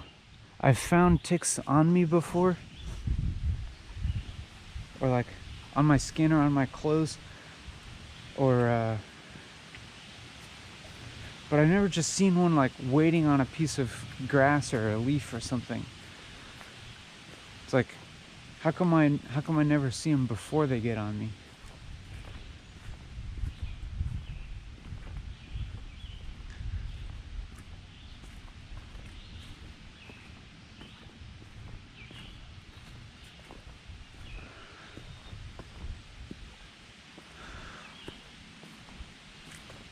And I feel the emptiness and the lack of meaning, and just the general pain and difficulty, just, you know, just generalized, not attached to any form. And along with that, like completely connected to that, is fearing that this is giving you a bad experience, or is a waste of your time.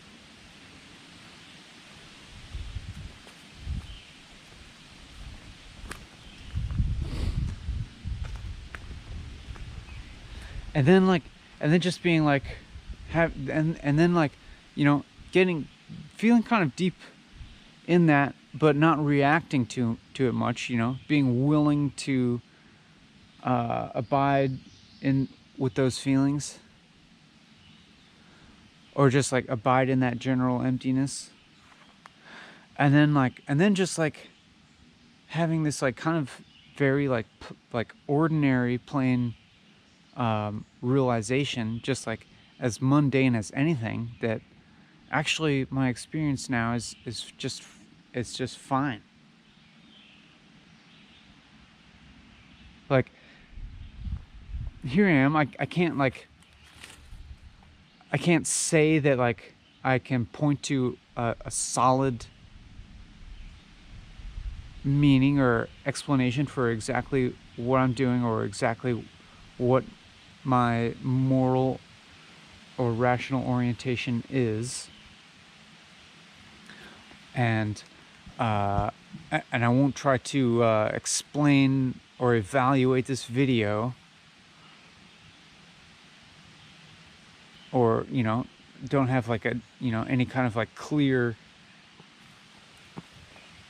confidence that this video has like any certain kind of value exactly. But like now the reality of my experience is that like this is just fine. This experience right now, there's nothing wrong here, and nothing has changed.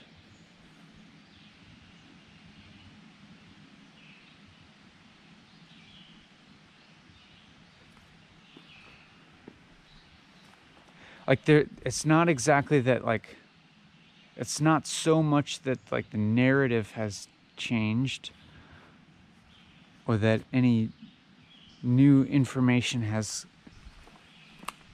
come to light.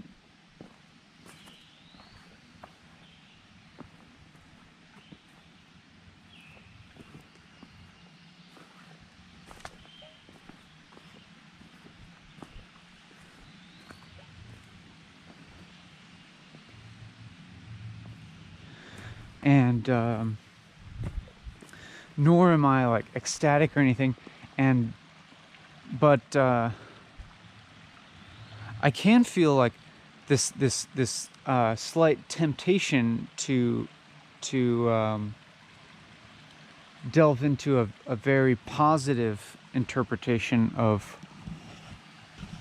what I'm doing here, a positive evaluation of the video, a positive evaluation of this process, positive evaluation of myself as a person and my identity.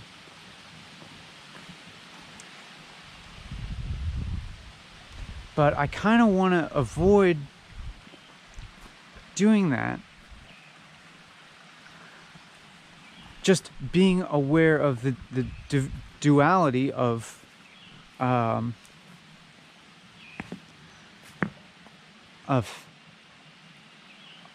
like, you know, concretizing any of that stuff, of like manifesting evaluations, you know. And does that make any sense? Like to, like, let's continue just staying with this experience here without interpreting it as good or bad. That's possible to do. Like it did feel like I had this realization that like this experience is fine. There's nothing wrong with it. But let's not all of a sudden like rush into being like, this is great and ecstatic. Let's just stay. Let's just, you know, kind of calmly stay with this experience without rushing to get into any particular emotional state, and without rushing to put a solid, rational explanation onto it.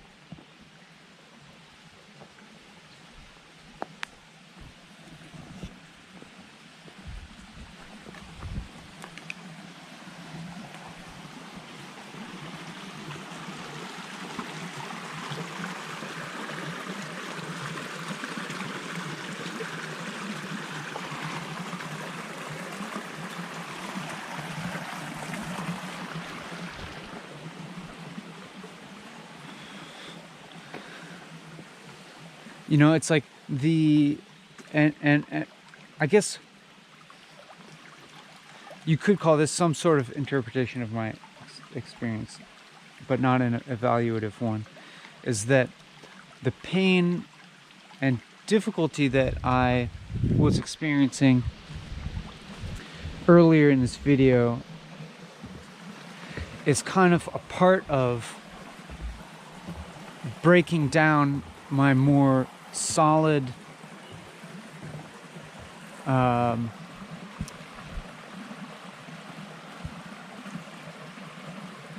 conceptions of myself and of life and of what I'm doing and so forth. Just kind of deconstructing them and then like allowing myself to fall, so to speak, down into a more just fluid experience of reality, more dissolute,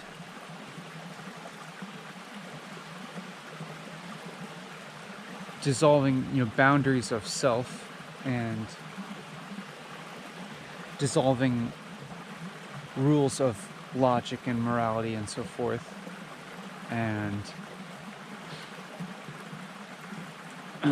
and that being a painful experience, because like those sorts of things have function in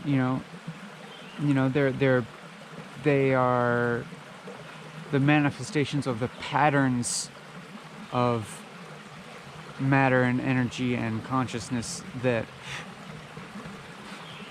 are just a normal part of reality, that they're what constitute the continuity of ourselves as beings, the continuity of our identity, the structure of our consciousness, the structure of our minds, I should say, which could also be interpreted as a kind of filter of consciousness, like experience being filtered through our minds, including thoughts and concepts of self and other.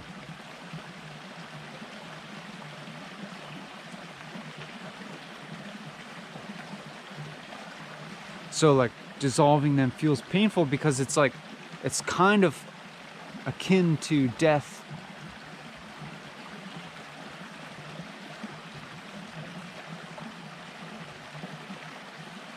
It goes against the individual self-preserving impulse.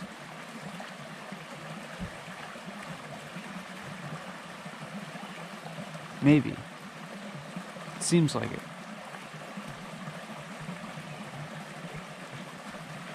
But then if you can experience that kind of pain without reacting to it and running away from it and running back into the direction of like needing to of like affirming, like reinforcing your identity,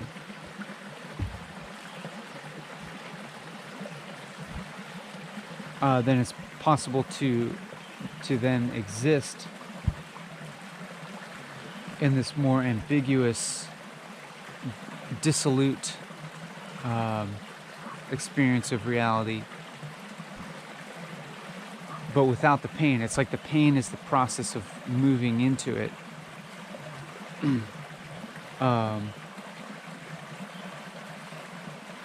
And now, like, once I've gotten to this point now where I'm like, this is okay, like this is just experience now, and I'm okay with it. Like, there's this experience, there's not even like real core important like characteristics of it that I would describe, It's like almost just like faceless bare experience or something like that. Like there's not strong emotions here. But there's not strong emotions, but there is like a very like a strong feeling of openness, I would say, like of connectedness. Like connectedness to the point where it's like, what's connected to what, They're so merged.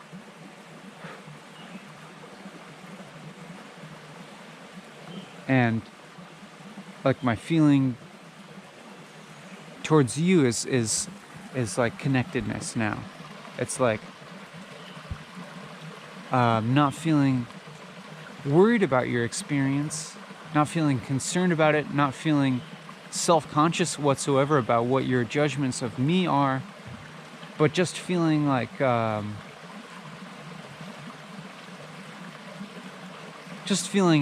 total absence of not like total absence, but like the distinction between you and I just isn't like coming into play so much. It's it's like we're just kind of like sharing an experience together, and um,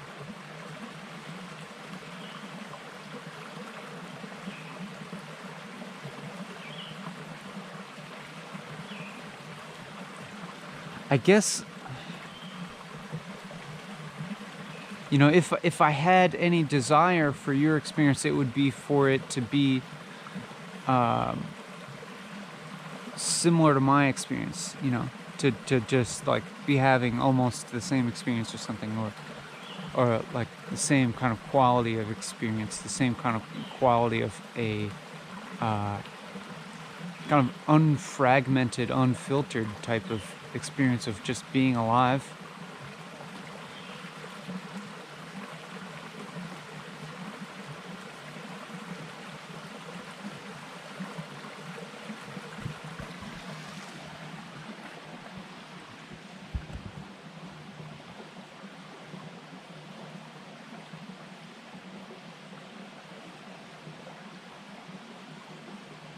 But I don't feel worried about it. I almost feel actually like um, accepting, like I feel accepting of whatever type of experience you might be having right now, because I have this like total faith that whatever it is, it belongs in some way.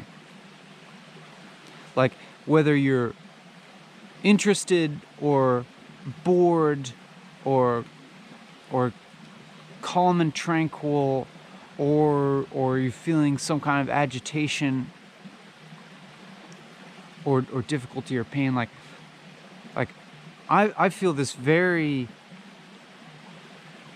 I feel it as like an almost like a self-evident truth in a way that like that's just a component, that's just what you need to be experiencing right now, as part of the just kind of flow of life.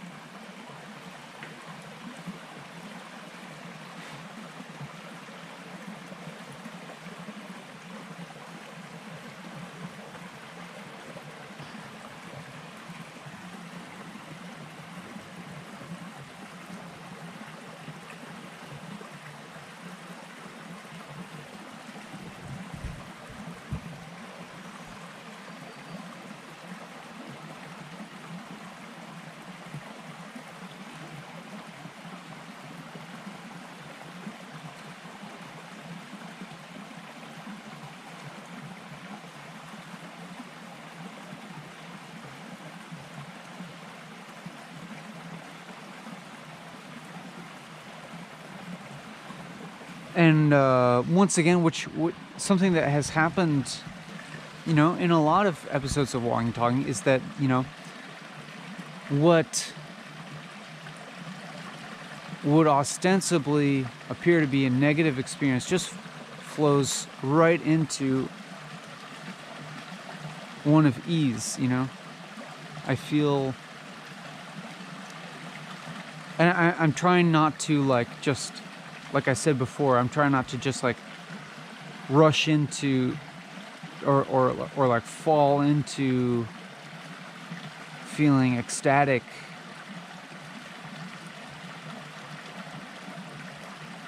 Just knowing that like that's gonna have its opposite as well. So like, but if I just can continue to abide in this like kind of absence of strong emotions,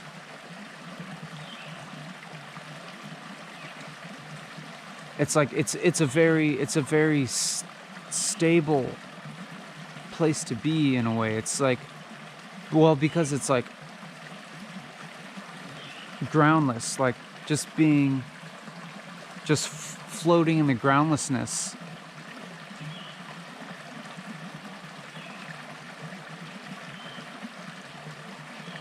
Feeling, so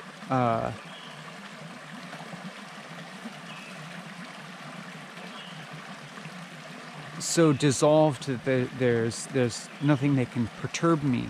There's nothing that can perturb me because like there's not anything solid here to be perturbed, like uh, like some, like there's not really the option for a negative thought. Like the idea of negative thought is like doesn't have weight, doesn't have reality from this perspective.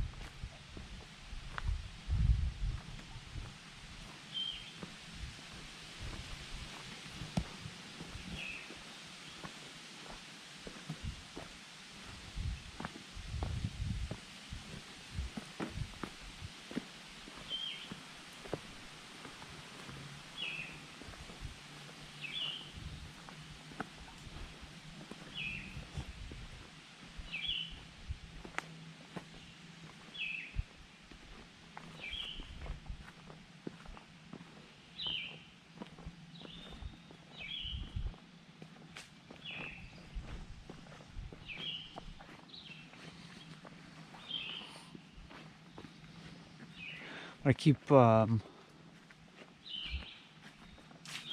trying to kind of like discern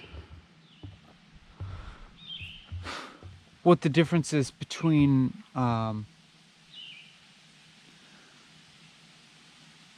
like ecstasy, bliss, and just feeling an absence of separation, like experience of unity. Like I guess I'm thinking of ecstasy in this case as being like, I don't know, extremely positive state that is still kind of associated with strong identity.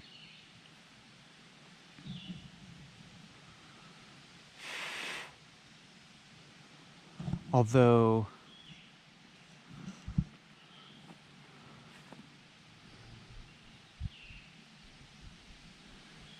it also seems like profoundly positive emotions, it seems like those do tend to coincide with like the experience of selflessness.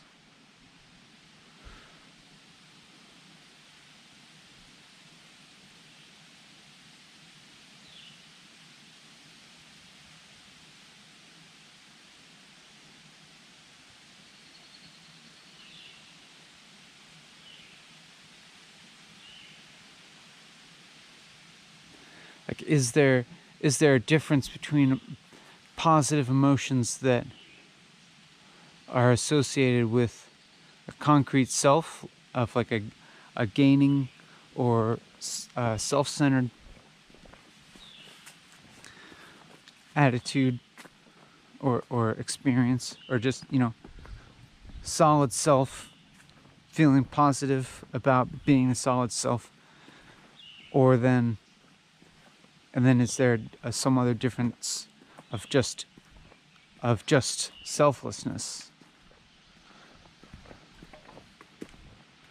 Like, does selflessness in itself feel inherently positive? To me, it feels, well, I guess like in this video, it's been like the process of moving from being, feeling confined within the self, moving out of that to feeling unconfined from the self was a painful experience. But then once I relatively got there, the pain was gone.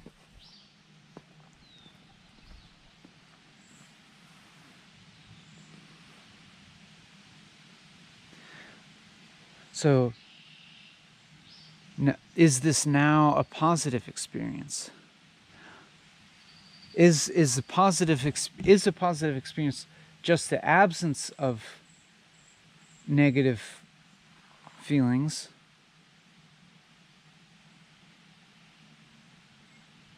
Is positive experience just the absence of pain, or is the absence of pain just neutral, and then you have to add some positive feelings to have a positive experience? That's my question.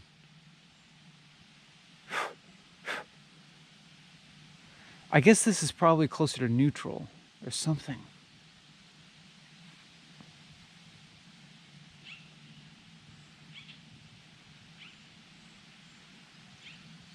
It's not like pleasure that I'm feeling.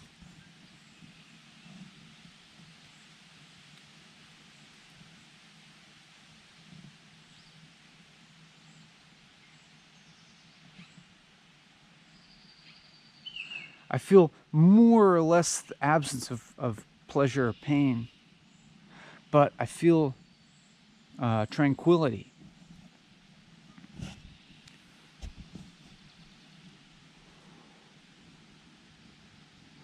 But along with that, I want to maintain a certain alertness and you could call it vigilance, but not hypervigilance.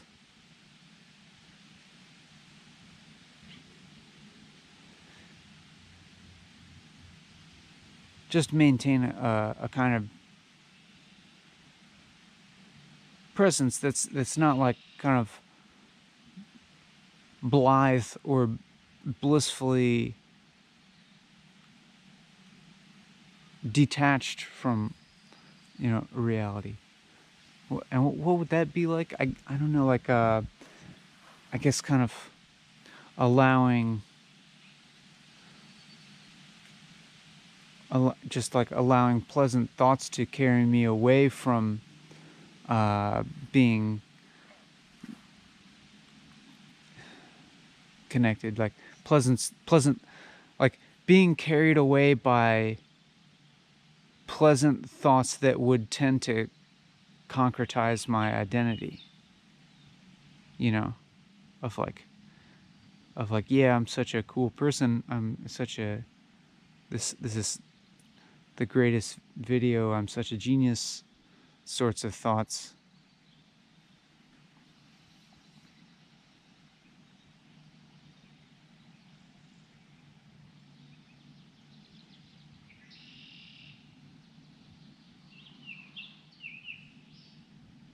Like somewhat independent of emotional state, like there still seems to be the quality of awareness.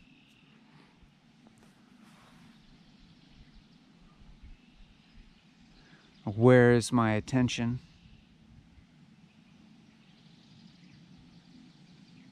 Like right now, I'm kind of putting my attention again back acutely onto the immediate experience of hearing my voice.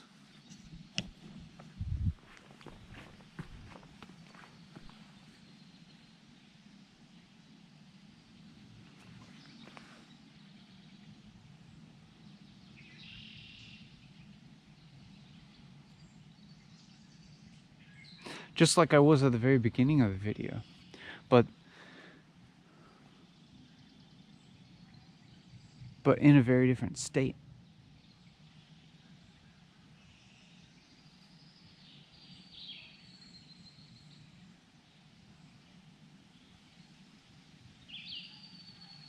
I hear human voices somewhere. They're going to distract me. I gotta hide. Where are they coming from?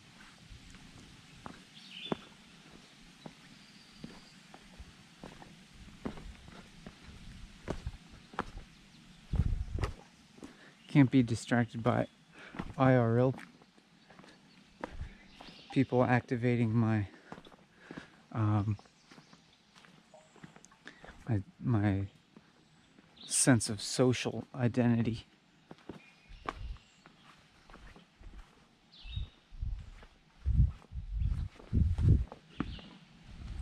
But oh no, they're getting closer. You know, still I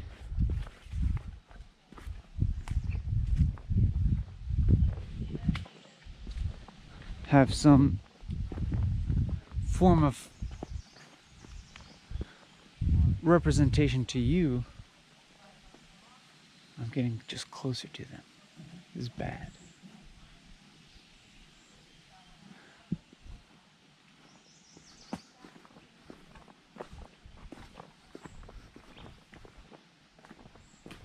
It's not necessarily bad.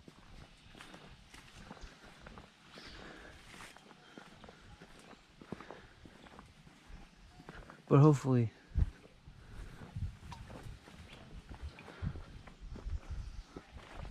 it's all right. It's all right if we cross paths. But I don't want to be near them for more time than is necessary.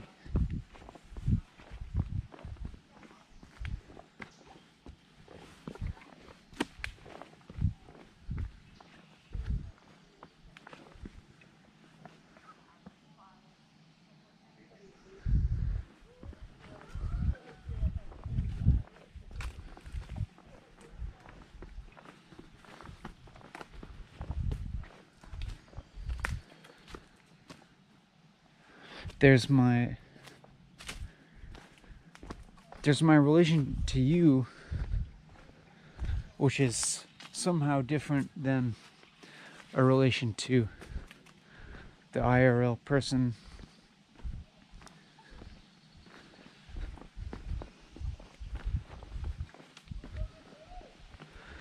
Because our interaction is mediated in such a way that I can't see you or hear you. You can't communicate to me in this moment.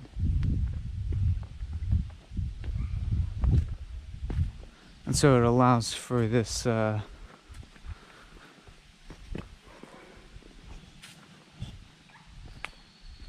extended monologue.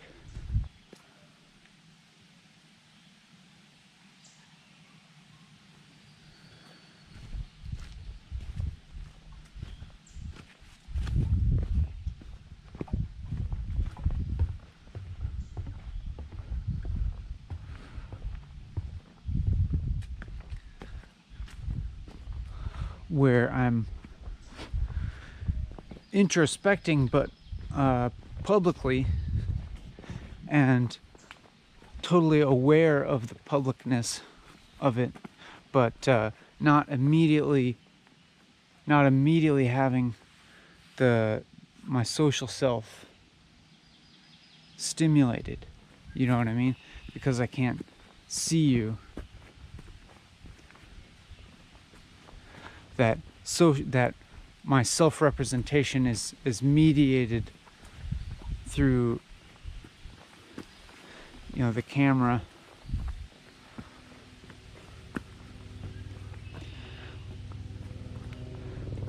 And that level of separation seems to be useful.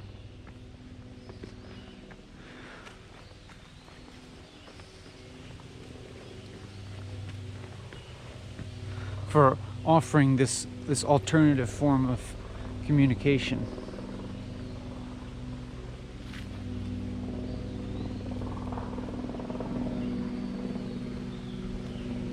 Where I can be kind of alone but not alone at the same time.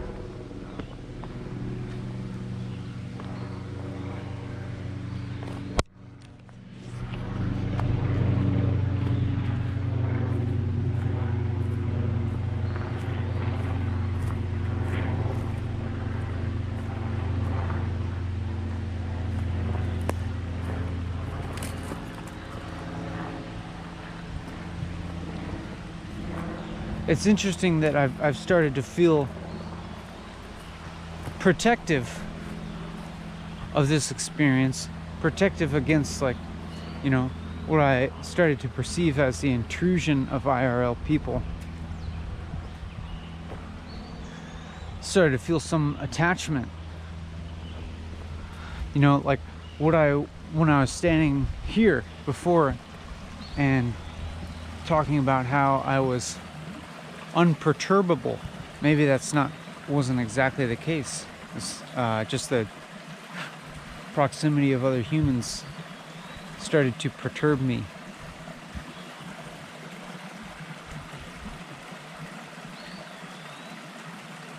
So that's like, I guess maybe perturbed is a strong word, but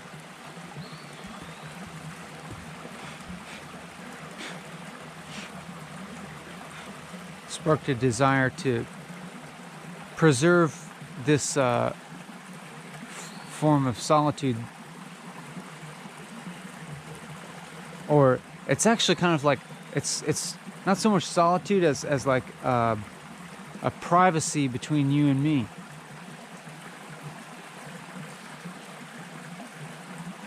Like we're having a private interaction here. I mean, interaction might be a strong word too, but communication at least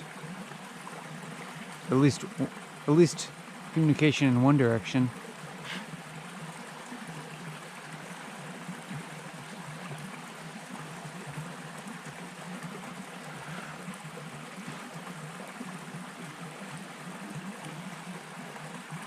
Oh no, here they come. Ah, fuck. I'm gonna forever be like,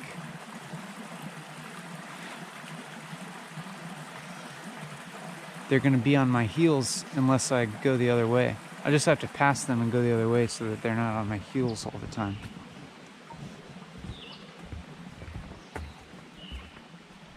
So we'll just have to have a minor interruption here. A minor distraction. That's okay.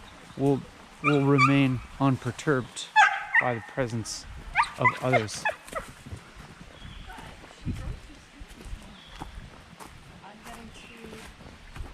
Hello. Hey. Hi. How you doing? I'm like, I'm getting to micromanage. See, that wasn't so bad.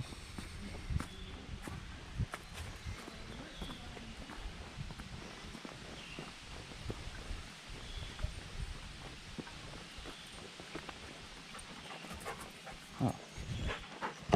Hey. Oh, hey.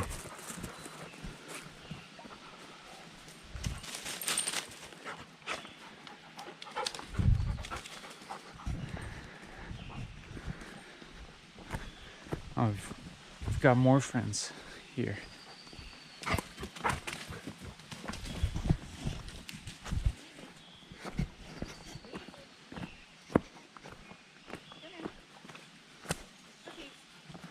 Hello. Hi. Go. My IRL social presence is stimulated now.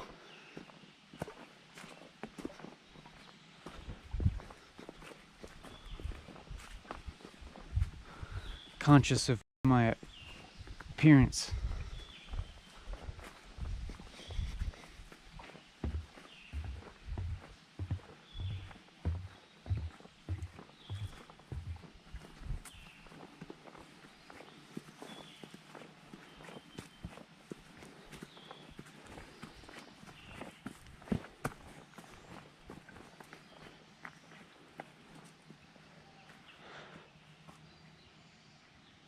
And in some way that makes me feel more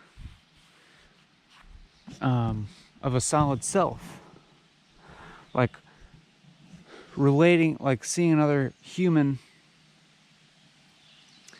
or a dog even, I just feel more like a self, like a person with an identity. It just stimulates that.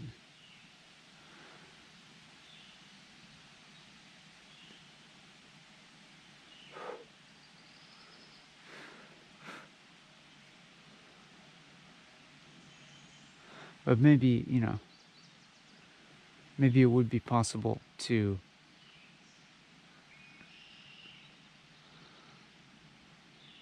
I think it is possible sometimes to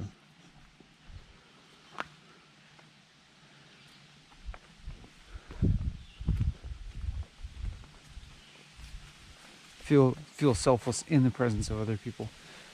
Sure.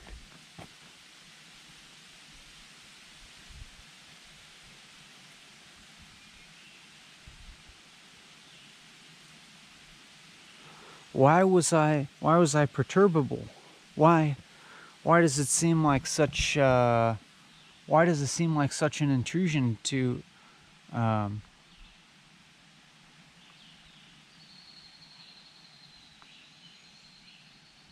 for another person to be present? It's not always like that. I guess just getting attached to some certain state is all.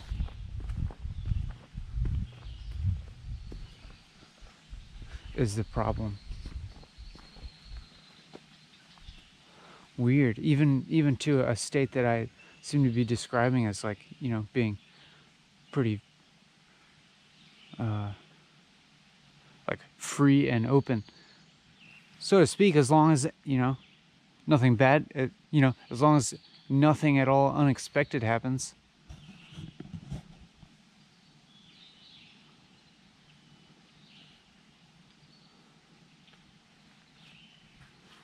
Still in my body here. Still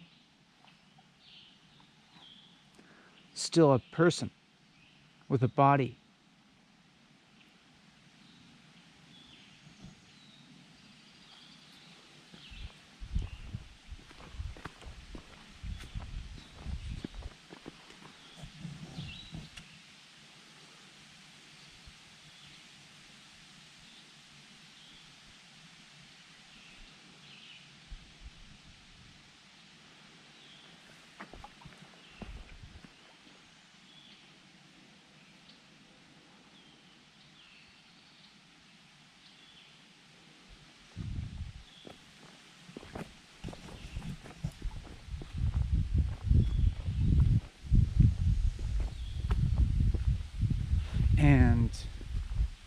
And more distracted now.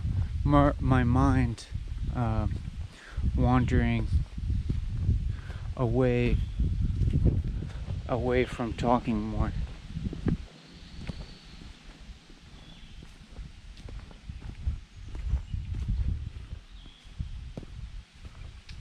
Going more into the patterns of practical day-to-day life, managing social relationships and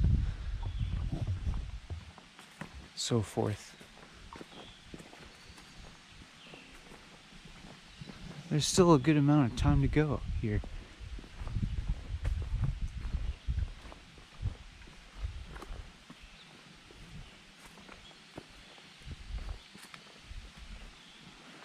We've gone into a very kind of mundane place of I feel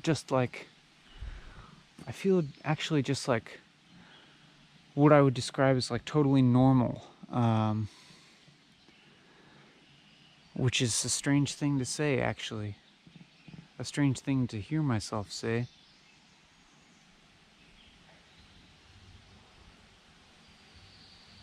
To say that I can feel like totally normal as a, this is just my normal experience of being a person. Here I am, person, just not really doing anything more than experiencing being a person.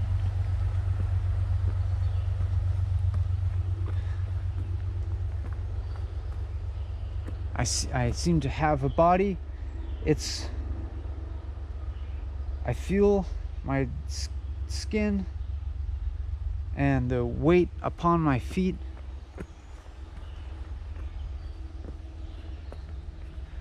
I sense the outside world in relation to the body. I have thoughts. I could tell you my name and tell you things about myself.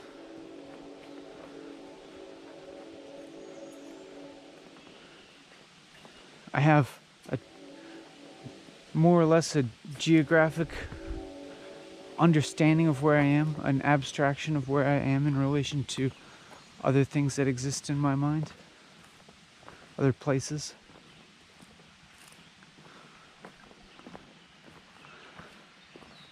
Just total, this is just human experience.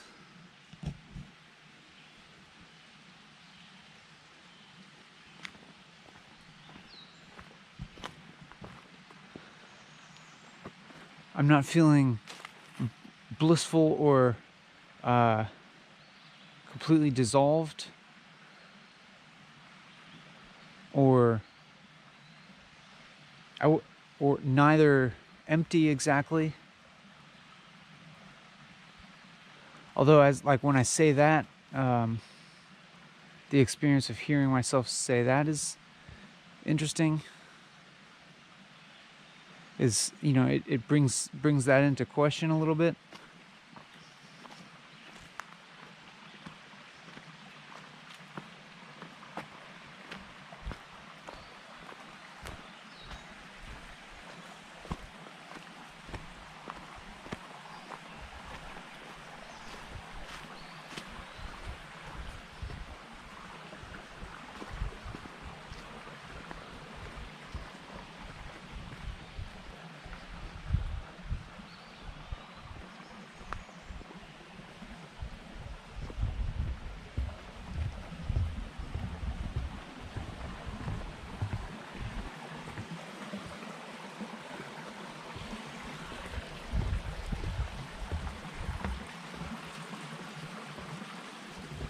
Maybe I'll stand on this bridge again.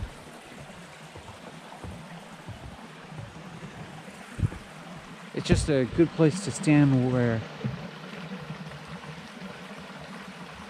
I feel like there's less of a chance of ticks getting on me.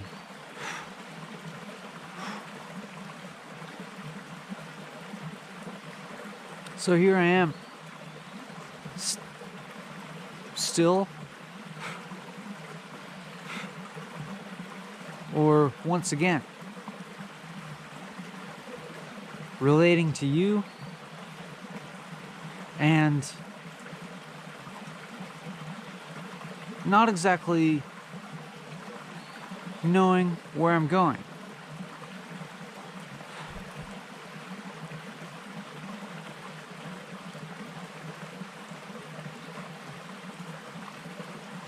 I stood up in the same spot a couple times during this video. One time describing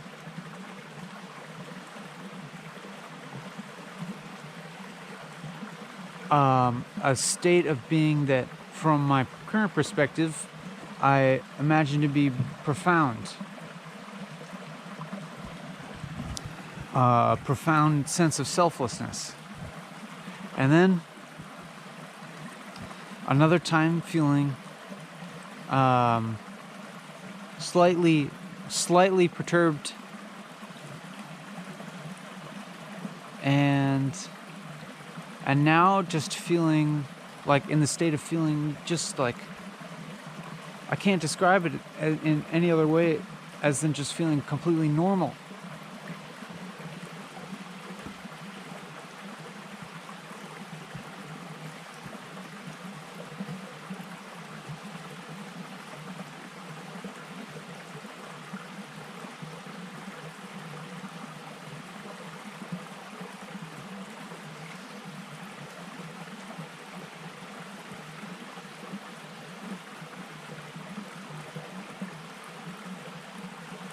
But like, you know, what's normal? What does normal mean?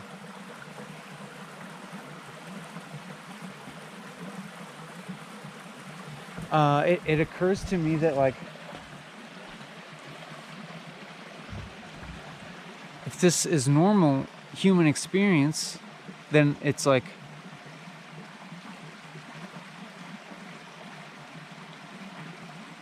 it attests to just like the normality of ever changing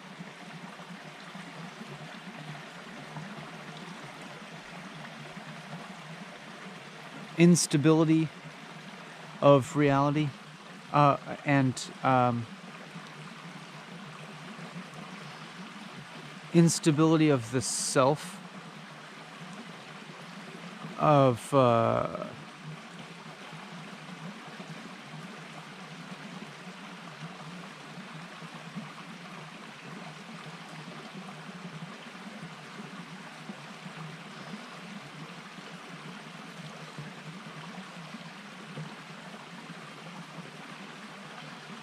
yeah, just like how abstract the self is, the conception of self, how in reality, like it's kind of just this complex web. It's always it's never had like a stasis. There's never been a solid you. Like, and this is normal. Just normal, you know, normal experience. If you look at it, there's no solidity to it.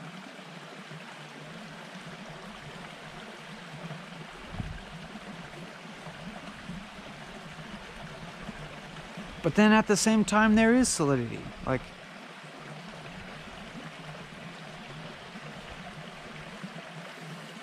the past and the past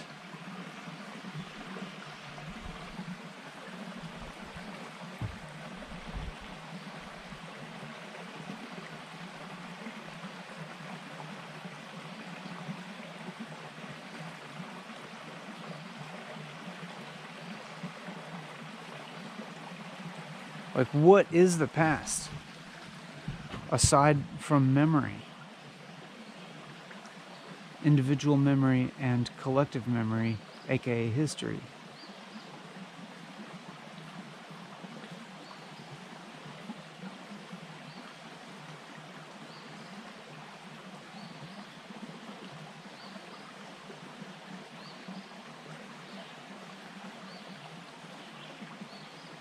I just feel like I'm going along just like for this duration, just like just experiencing being me, with, you know, just experiencing existing normally for some hours, and that's like strikes me as actually very aberrant from most of my life. Like, this activity feels aberrant, but it feels aberrant in its absolute normalcy and mundaneness.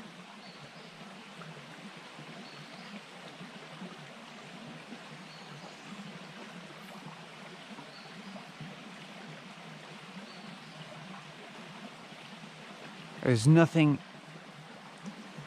else added to my experience here. I mean, you could say that there's this, you know, this filming, this this video is added, and that's true.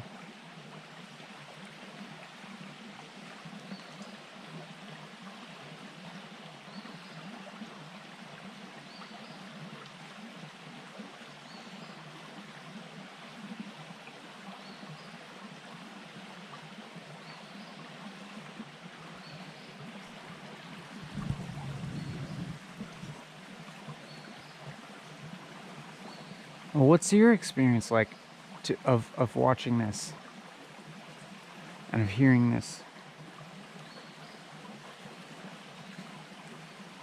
Like, do you feel normal? Is this just just like is this just how life normally is? Like this right here? Is this just normal life?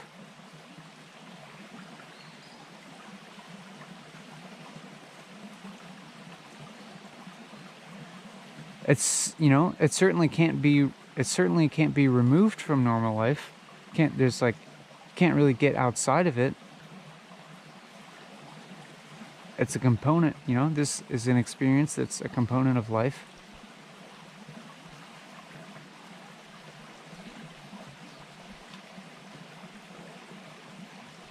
So it must be normal in some respect.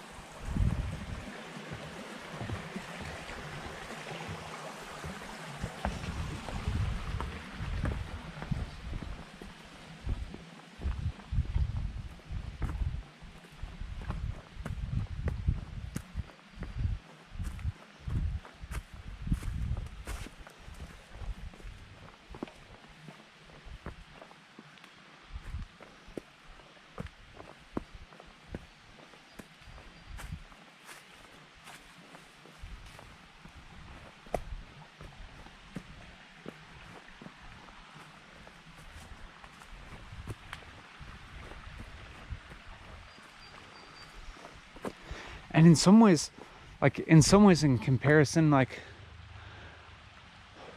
other modes of life that I can imagine right now, in some ways seem abnormal in comparison.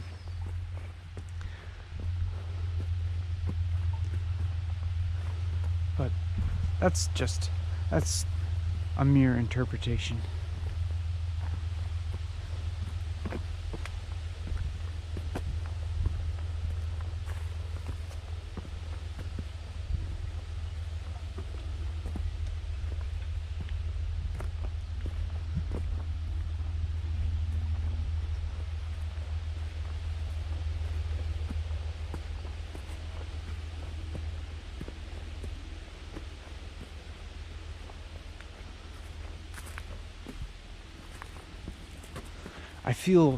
I'm feeling hungry.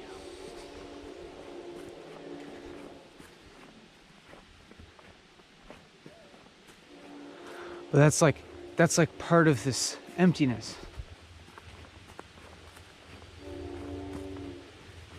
Having not eaten today and having not eaten a whole lot yesterday,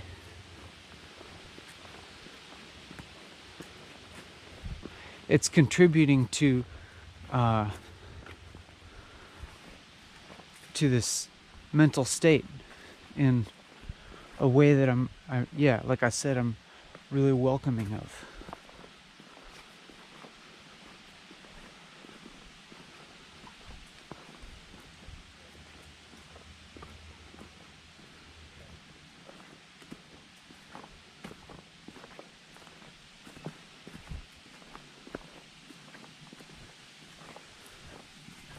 It contributes to this openness.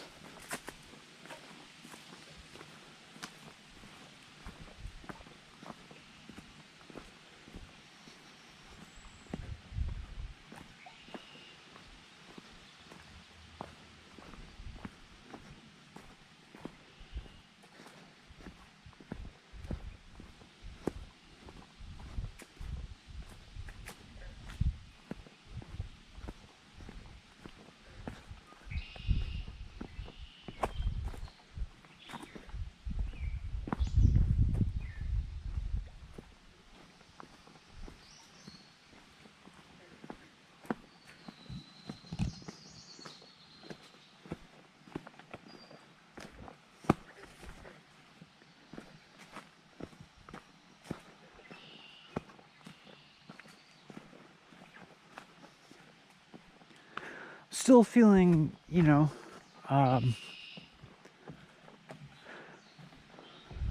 more or less okay with this experience.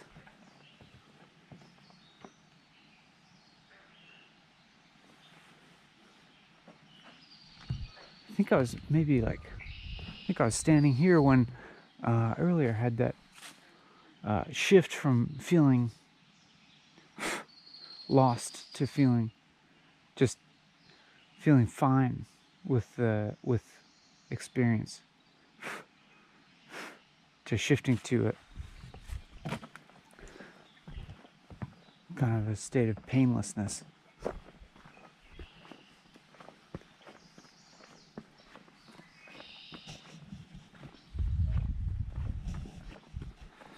There's still some kind of effort being expended, I should say.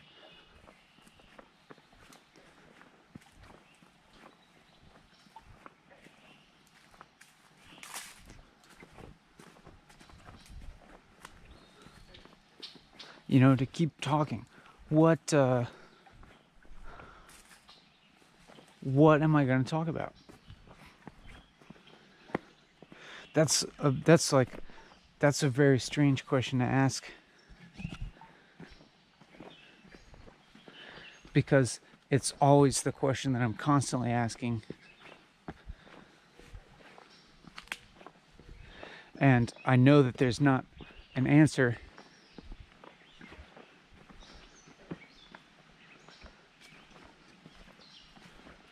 You just keep talking.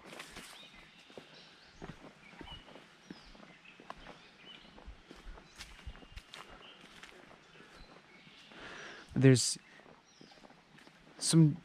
some difficulty involved in that.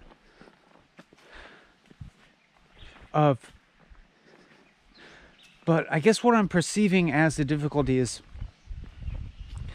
when I'm not talking, the mental auditioning of things that I might say. But if I just keep it going without thinking about it before I'm talking, it's easier. You just keep the momentum going. You just keep talking, even though I don't know where I'm going, what I'm talking about, if it's meaningful or not, or if it's, productive or a contribution or not. But don't stop for too long to start questioning, because you're still either way there's thinking happening, but with continuing to talk, that can kind of completes this cycle of just observing, experiencing, doing, all in the same, or doing and observing become one, as my mouth, my vocal cords move in relatively close timing with my mind, with the verbal part of my mind. I really need to drink some water.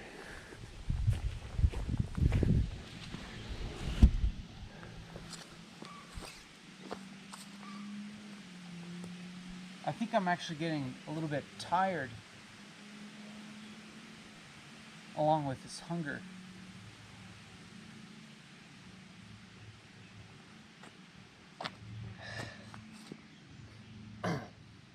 Like the hunger maybe starting to turn into real hunger, when you're like actually maybe have a lack of energy because you haven't eaten. But I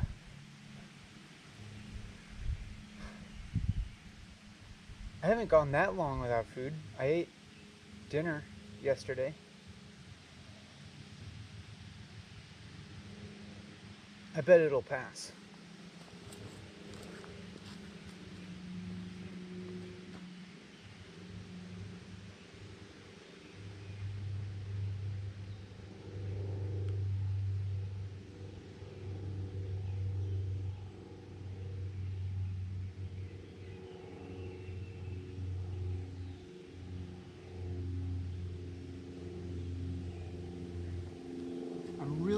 appreciating feeling empty.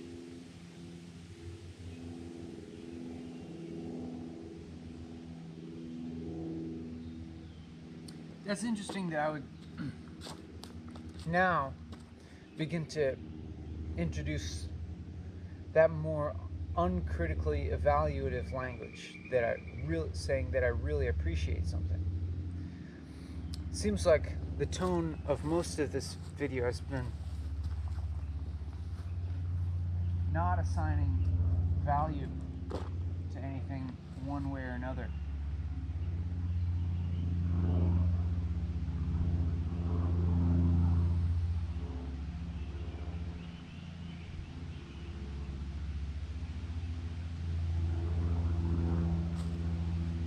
It might be a symptom of the tiredness,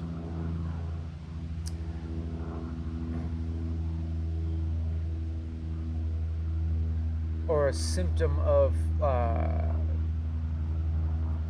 maybe, you know, after some time of maintaining some kind of neutrality, maybe there's some kind of fatigue that comes from that, and then I start to naturally gravitate towards evaluation of things, and evaluation meaning kind of like relating phenomenon to the preservation of such structures as my identity and body. Or to say that in another way, like, for example, if I say I'm really appreciating this feeling of emptiness, like,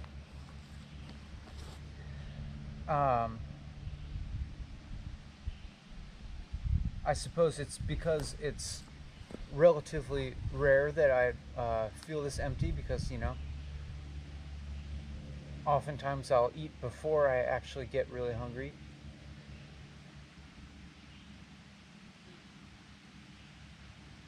And so this seems like a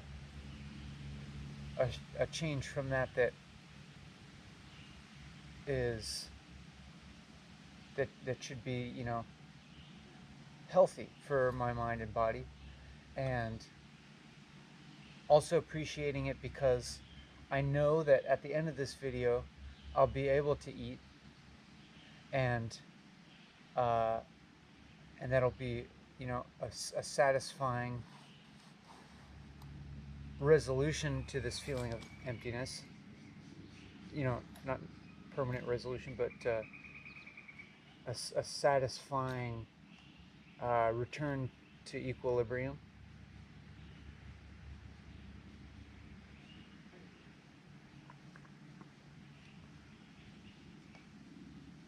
So that all relates to preserving this body and mind, even though they are constantly changing. A continuity exists, if only in my mind, which has structures that I perceive as memories,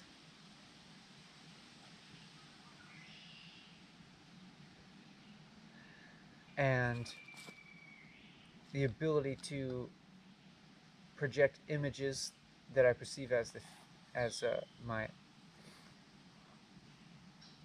estimation of the future, my predictions for the future.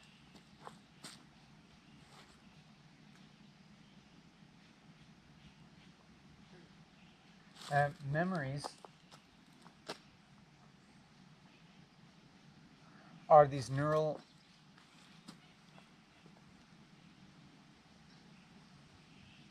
structures that you know, I could say were formed in the past due to past experience and sensory input. But they only, you know, they're at the same time, there's only now, and they just exist now.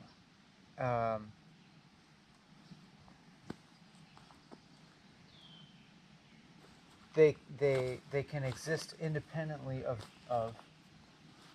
of linear time.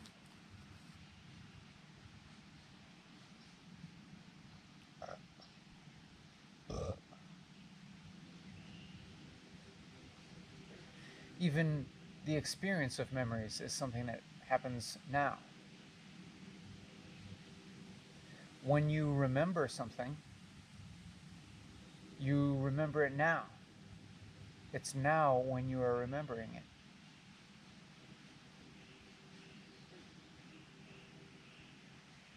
My use of these tenses and his language, saying that you are remembering something, signifies the present, but within it implies the existence of past and future.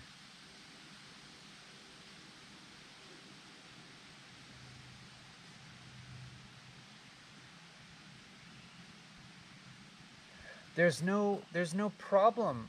There's no problem with having a conception of the past and the future. There's no problem with talking about the past and the future as much as we want.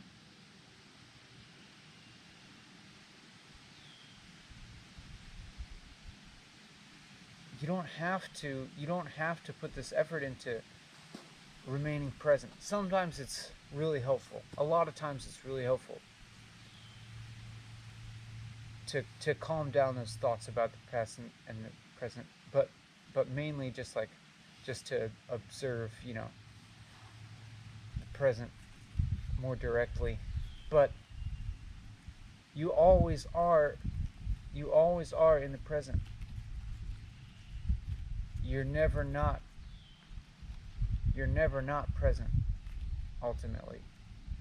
Even if you're thinking about the past and the future, all that means is that certain neural structures are activated right now.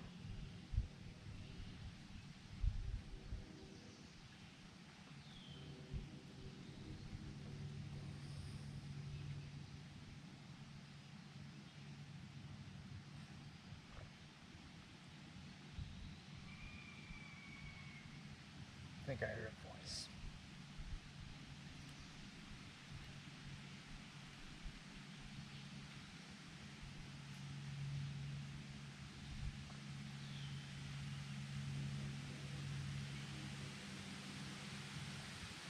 I think seem to be just faintly perceiving a human voice, but I'm not sure.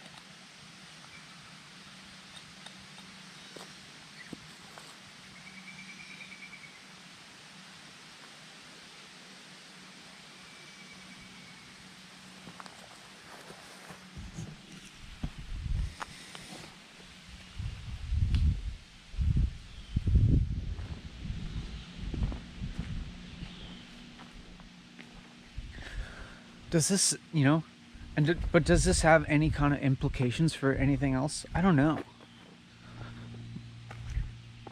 I feel inclined to say not necessarily. All the problems,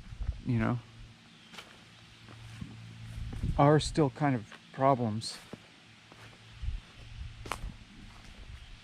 But yeah, I don't know. Their problems are problems. They're just what they are. And you have to deal with them. You can't just be like, I'm present so they don't exist. Can you? You can be like, I'm present and I'll deal with the problems.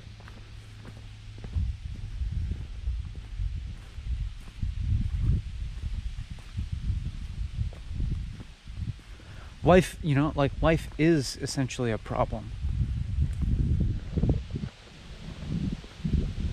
that's never solved.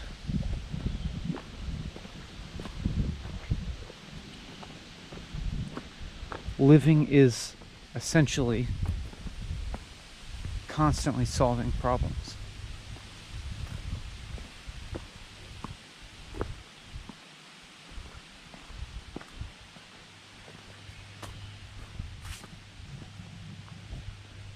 Life is, a disequilibrium. It's a thing that constantly changes and must constantly change.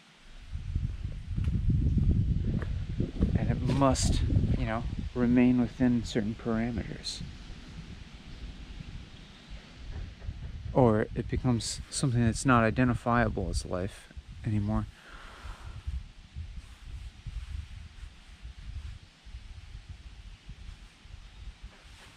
When there's no problem, when there exists no more problem, that's when you're dead.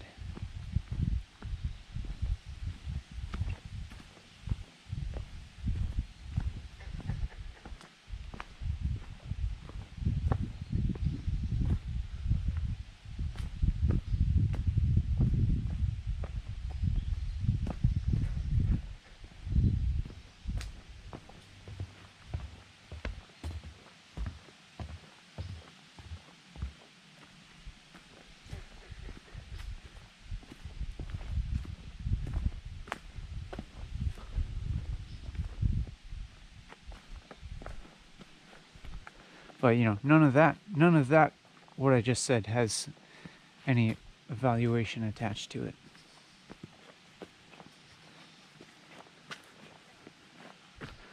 No implication, really. Other than like this feeling of more or less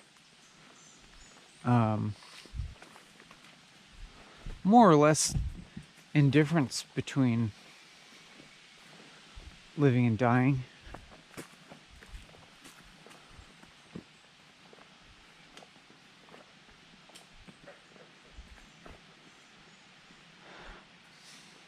But, I continue to choose to live.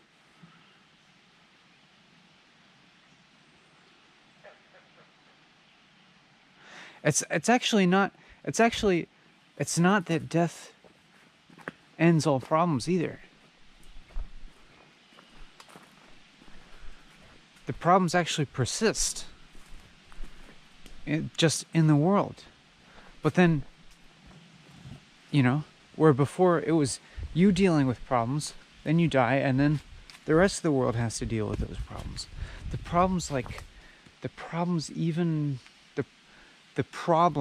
persists even after death. And so, like, in the event that you, say, committed suicide, then it's just like the problem gets transferred into other people, specifically the ones that are close to you. Then they have to adopt some of those problems to a certain extent.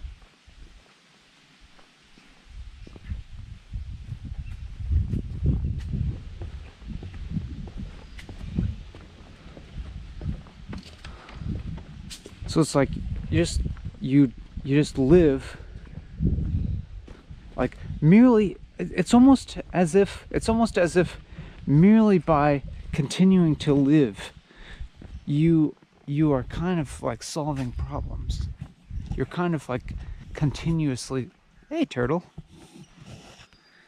Yo, dog.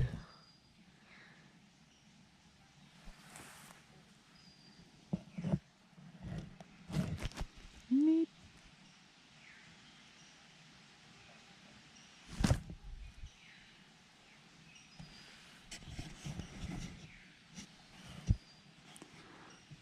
I want to pick you up.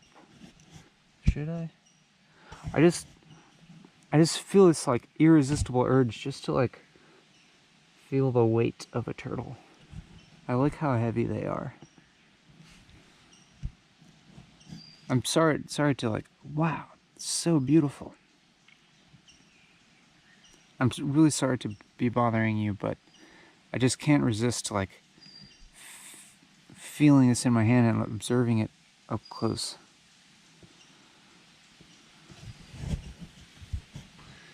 Here I get a little, selfie with the turtle.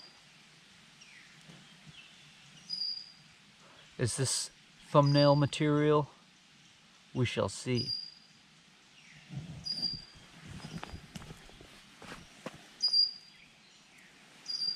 There you go, buddy.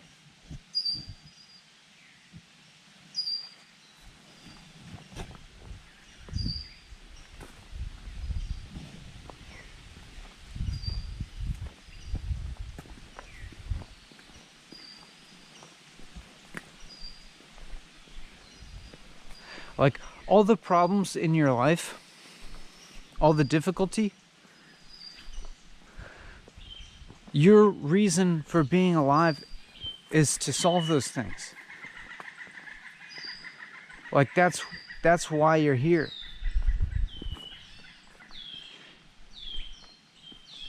Is to just like, is to confront those problems.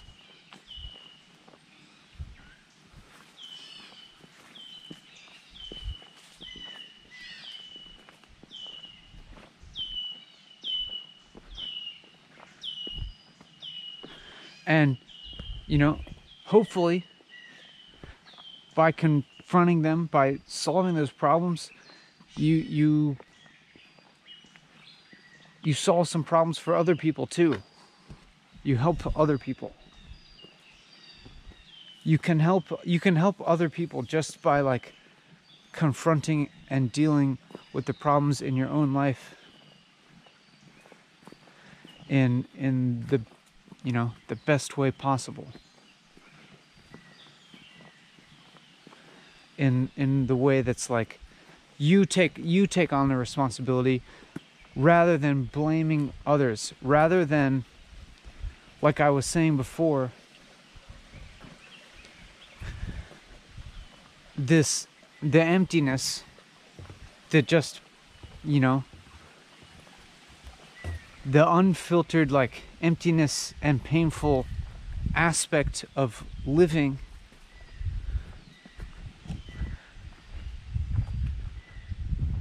You are here to confront and experience that yourself, and experience it fully and process it, rather than blaming it, rather than concretizing it into a form of other and placing that responsibility on someone else. And by solving it within yourself,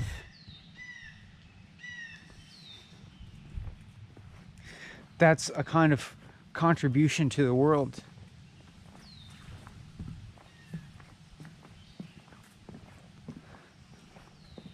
Rather than,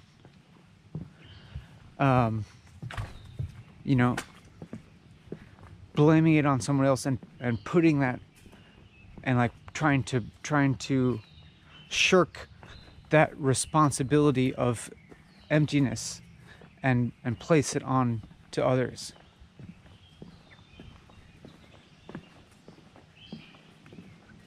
It's like trying to deny. It's like trying to assert the some ultimate like solidity and permanence of yourself and your identity, which is ultimately illusory. And in the process of doing that,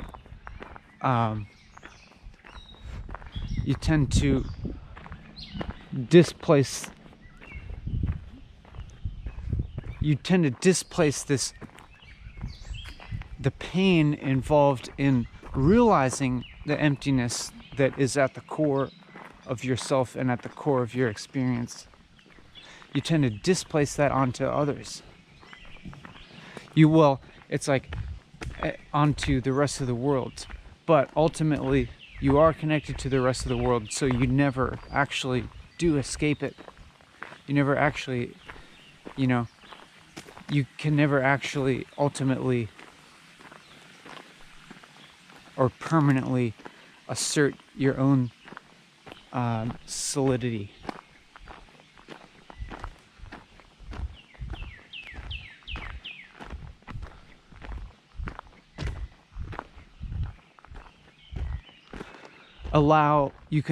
It's okay to allow emptiness into your experience, because by experiencing it fully, you can move into it and get to a position where it's not painful, and then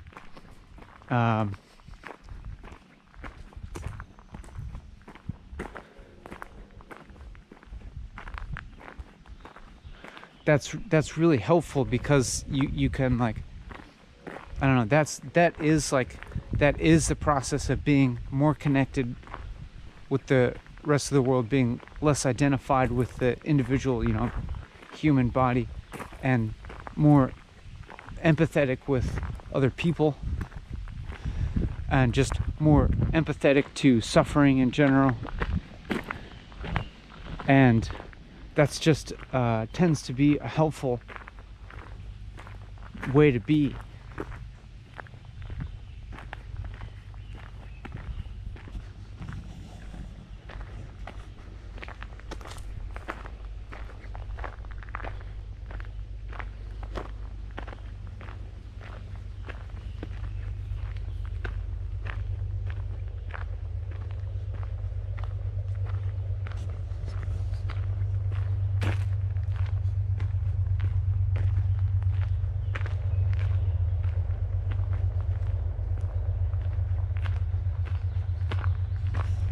And so whatever situation you're in your life,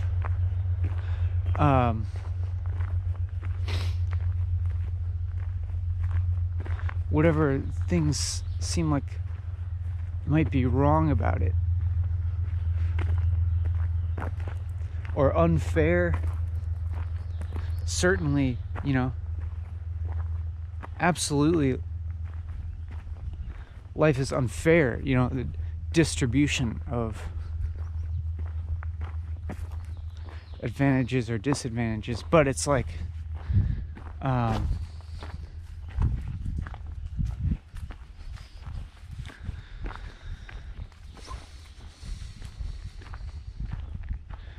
like we don't get to choose what situation we're born into. We don't get to choose what kind of body we're born into. We don't get to choose what we look like. We don't get to choose, like, how rich our family is, or where in the world we're born. All this stuff. It's just like we're just born, and we just manifest into this existence, and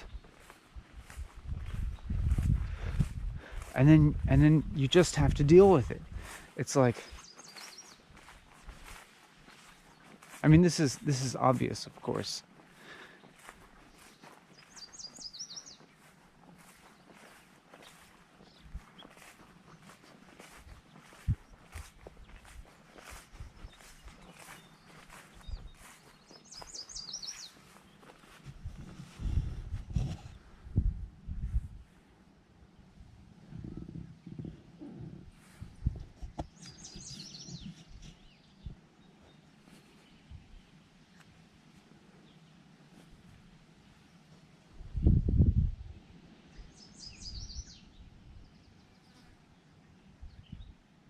But it's like,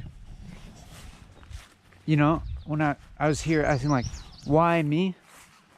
Why am I me and not somebody else?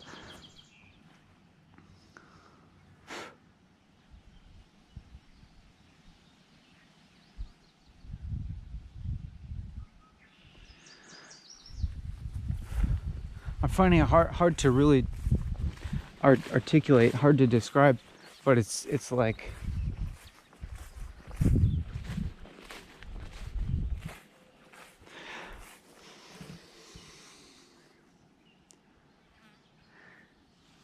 it's like the any kind of like unpleasantness that is part of my experience, like this, there's this subjectivity here, there's this subjectivity, and any kind of like barrier that exists between this subjectivity and like connection with like all of reality, like those are kinds of difficulty that the reason for this individuation is to deal with those barriers. The reason for the individuation of a selfhood is to like very deeply and non-reactively like experience and process and solve these problems, so to speak. By problems, I just mean like what it is that makes our experience feel separate from the world. And like you know, so for example, like, you know, like negative feelings, like feelings like hatred is a feeling that constricts ourselves into feeling intensely separate from another, intensely separate from the world, a need for I to protect I and strengthen I, and to feel like anger and hatred and so forth in defense of that, in opposition to other.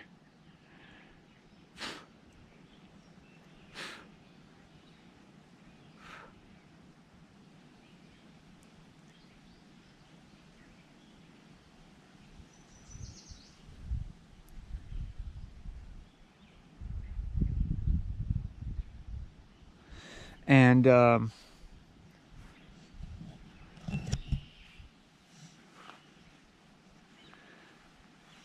I guess in my view, like the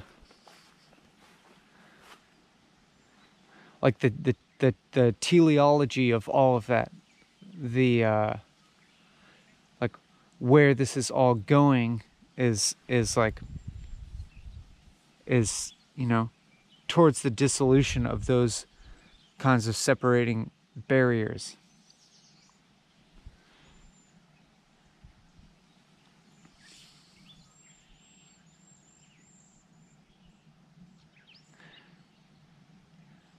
And like the aspects of your identity are oh, is this Angelica? Cool. Never see this plant.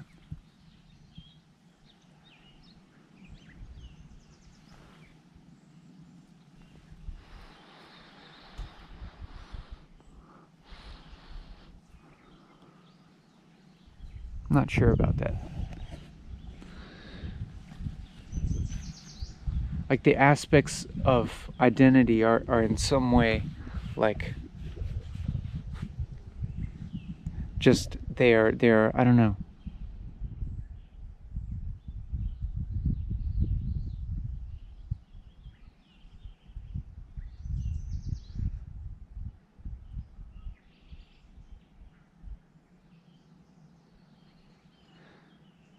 And that train of thought has kind of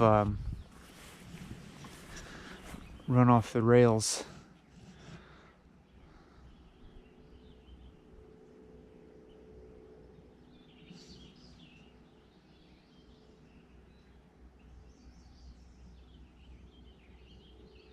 Because like in another very ultimate sense, it's like there is no problem. Like everything does belong. Everything is already inherently inextricable from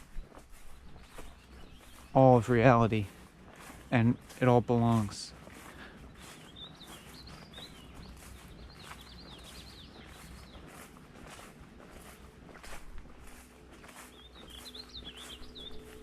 But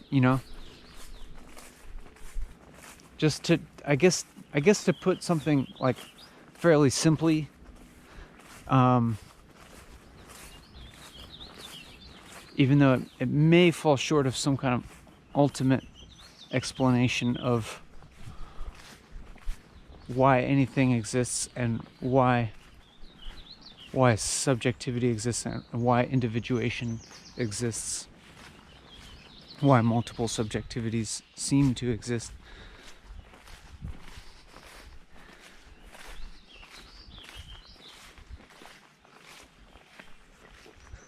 It's like pain and hardship and problems in your life, they are like the reason you are here as a person is to deal with those things.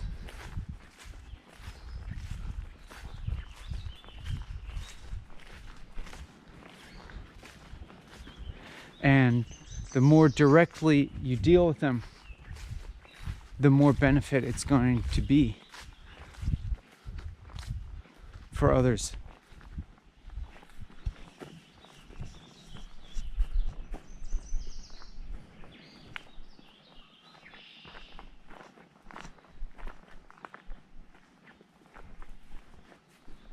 By which I just mean like the more directly you adopt the responsibility of facing the emptiness of life.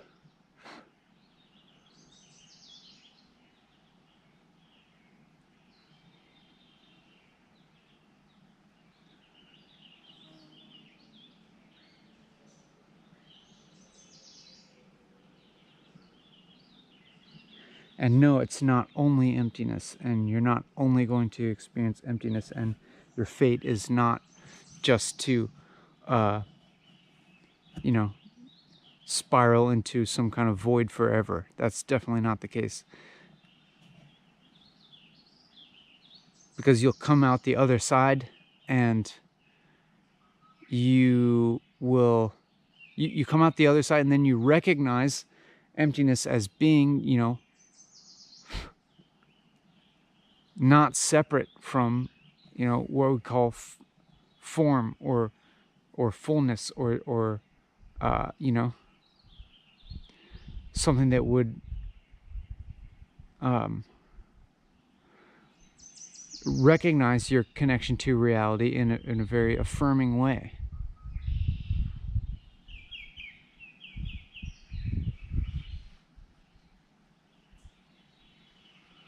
In a feeling of belonging, just belonging in reality.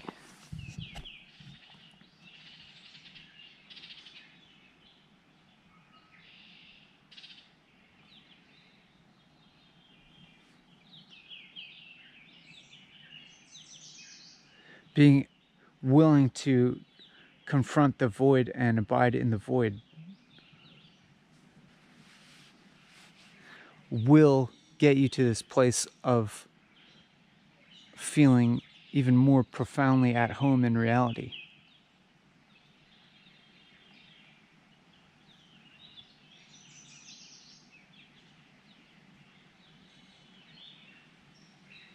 So you look right at the most painful parts of your experience. You don't cover them up with booze and drugs, stimulation, media, other people. You don't use other people to avoid experiencing the void that is a component of your experience, a component of consciousness.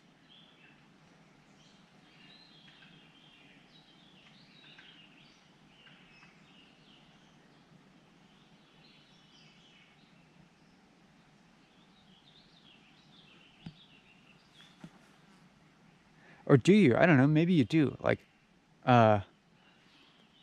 this video is gonna end, and I'm gonna return to a place where I'll interact with people, and I look forward to that at this point.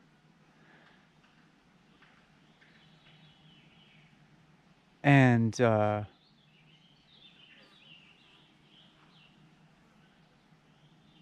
but it's like it's not that I'll be using those people to avoid avoid the void that I seem to have experienced while making this video, but I'll recognize the kind of unity of our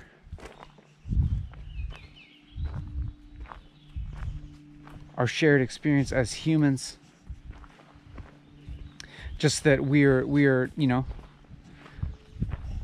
merely like individuated little tangles of the same thing.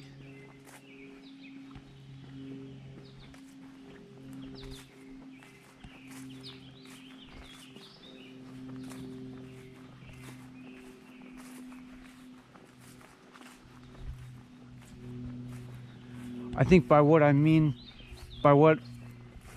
by using others to attempt to avoid the void, which never ultimately is sustainable, is just like projecting this pain onto them as the cause of the pain,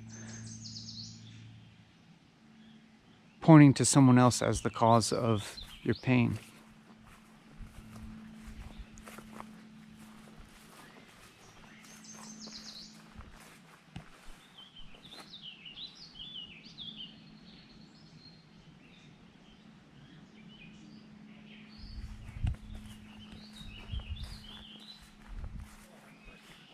Just walking back here to avoid these people, hopefully.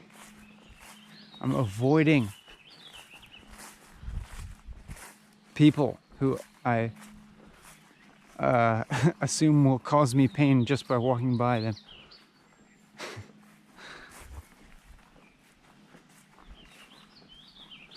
because I'm saying that they'll distract me from my process of abiding in the void.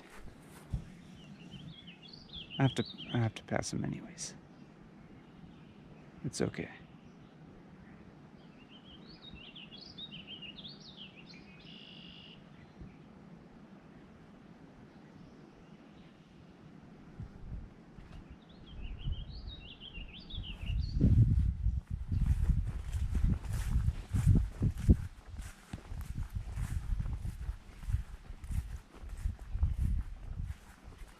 Everything, I keep saying things and then like realizing they're not really exactly true.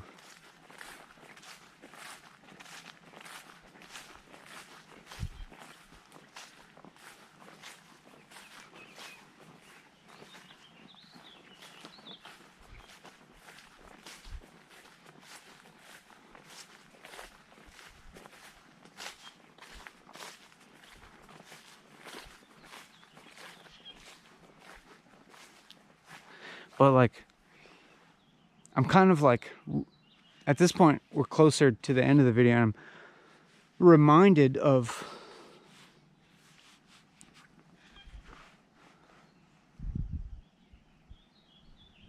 I could call it the value or like the reason that I make these videos,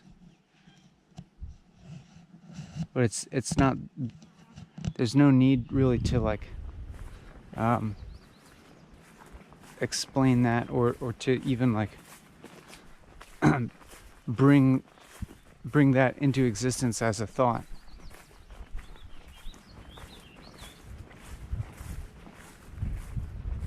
But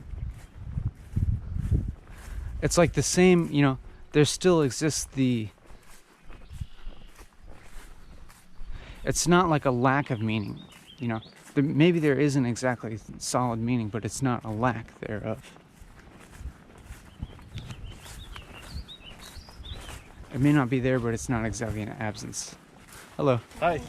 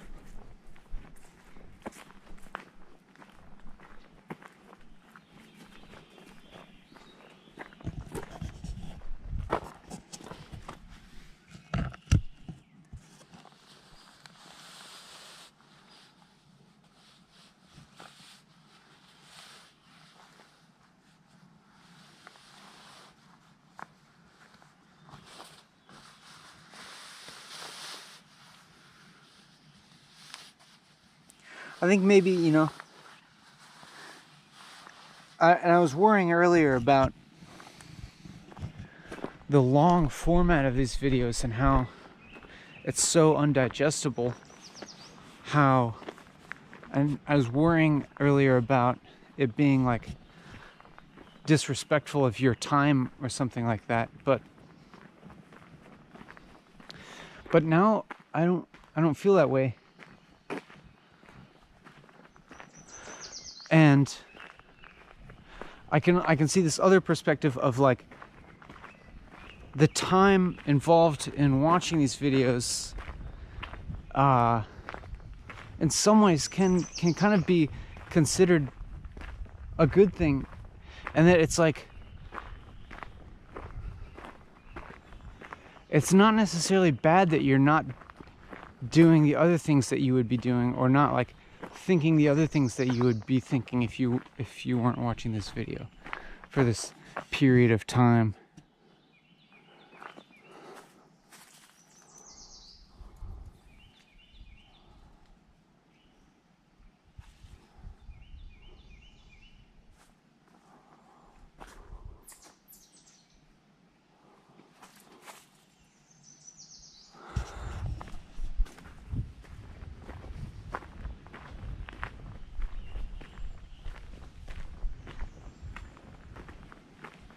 I'm just thinking, like, you know, like now my for example, in my life I'm now feeling like other things that I might be doing as opposed to walking and talking are not more valuable than this at all. And in fact, they might be less valuable. Like I wouldn't have, you know, I could be doing a million random things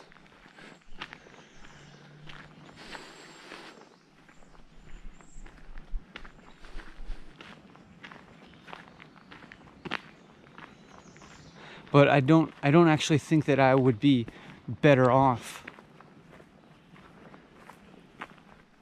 in any way other than like possibly a slightly more superficial way or something. Like if I were, you know, working a wage job or something instead of doing this, I would have a little more money in the bank account.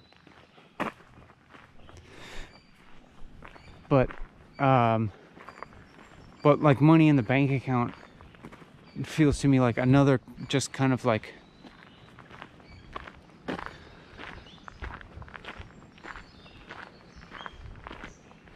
it's a structure that is like as abstract and like as like the structure of myself, you know, and constantly a changing thing. Like the value of money is constantly changing. It's like it's what we all agree that it is worth. It's what you can exchange it for, and that's something that's always changing.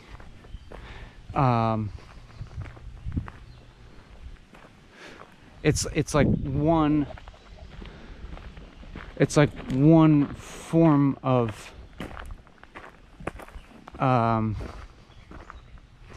value. It like value can be kind of represented, can be embodied in money, so to speak. Like it can be, it's like energy. It's like energy that has been stored in a symbol.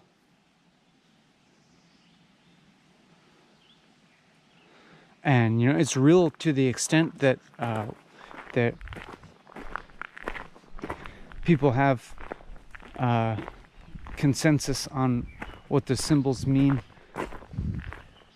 and so we exchange time and energy. Money is also like embodied time. You give away some of your time to make some money, and then you spend the money in order to give yourself some time.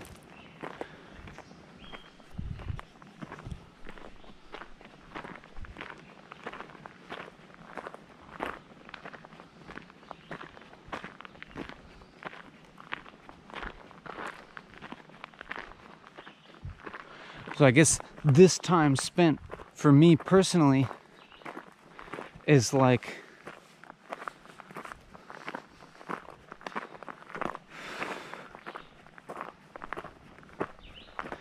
it's not in terms of transactional value, not like I'm putting value, like storing up any kind of energy or value for me. And it kind of goes the same for you. It's not like I'm imparting with you, like, you know, I mean, I don't know, maybe I'm imparting something valuable to you. But it's really more about like recognizing that the whole notion of value itself is like kind of a dualistic conception.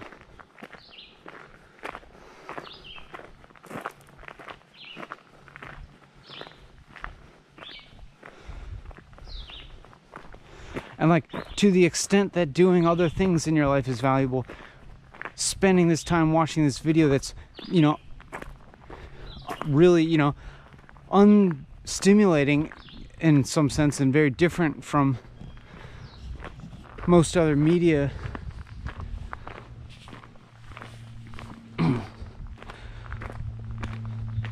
could potentially be just as valuable or more valuable as the other things you might be doing. But like, once again, like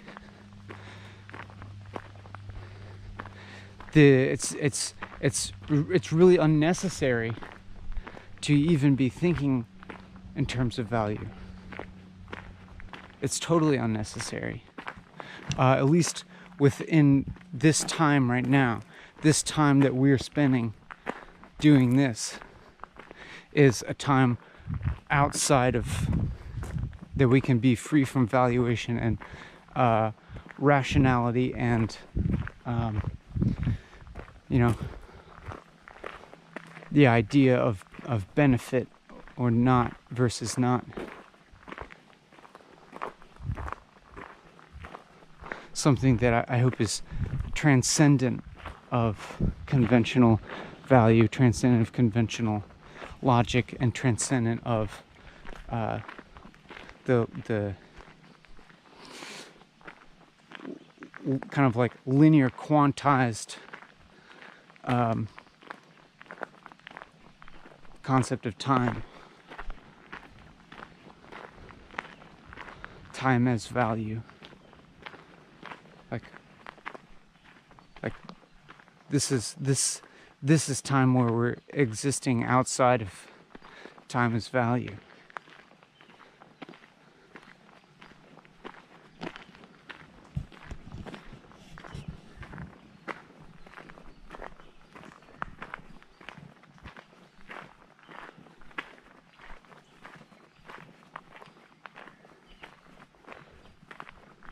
But if, and we're totally accepting that we will once again enter into that world of transaction and of value and of linear time, and there's no problem with that. We don't have to become attached to, like, this video. We don't have to become in any way addicted to walking and talking. There, other modes of moving through life are fine. Other modes of perceiving reality all have their place in reality, of course.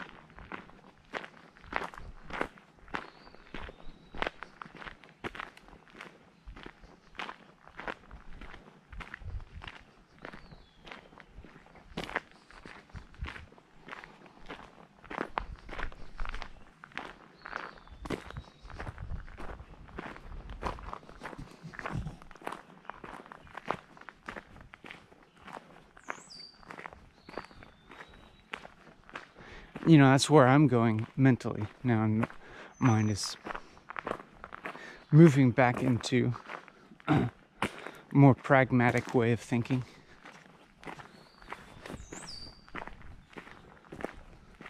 And it's noting more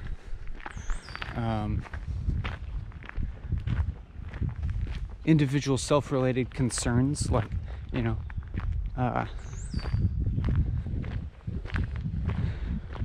satiating my hunger, resting,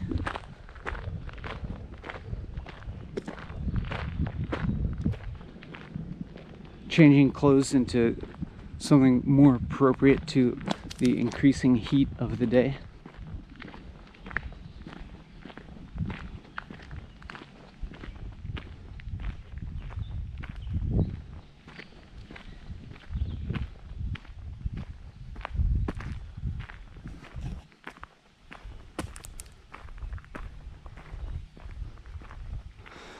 And the 4-hour time frame seems to be something that I've gotten accustomed to allotting some sort of energy or concentration or something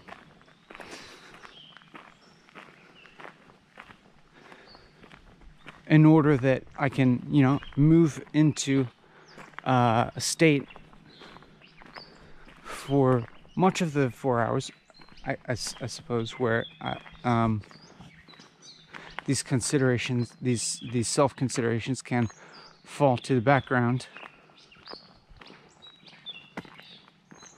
and just be put on hold for a little while. I mean, I know that this way of thinking even is also dualistic, and really there's not a real separation there's not a fundamental distinction between living my normal life and walking and talking.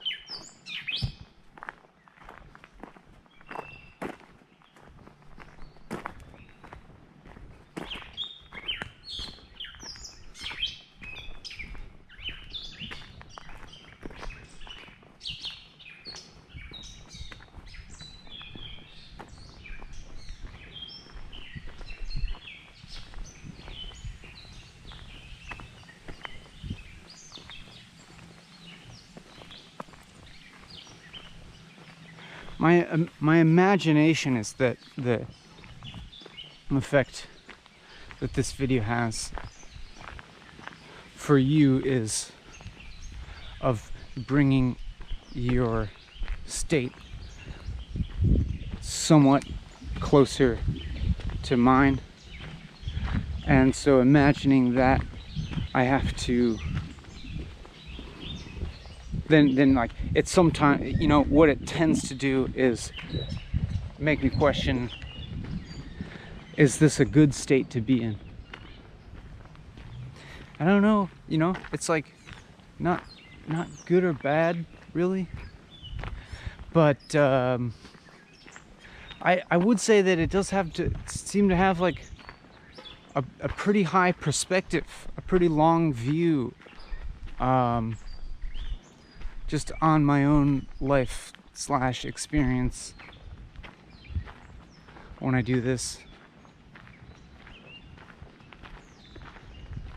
And that does seem beneficial.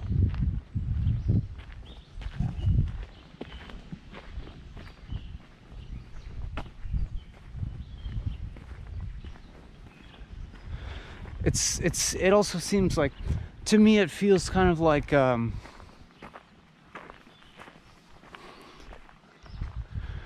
this video is like propelled by a type of logic that is relatively new in the world, that a type of logic that relates more to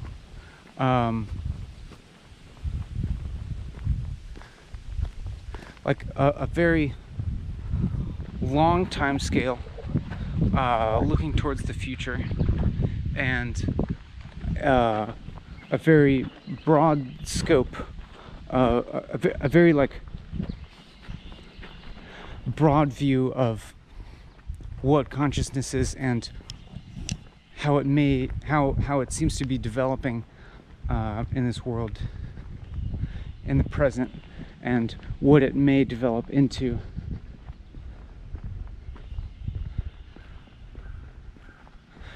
I feel like this is video is aiming to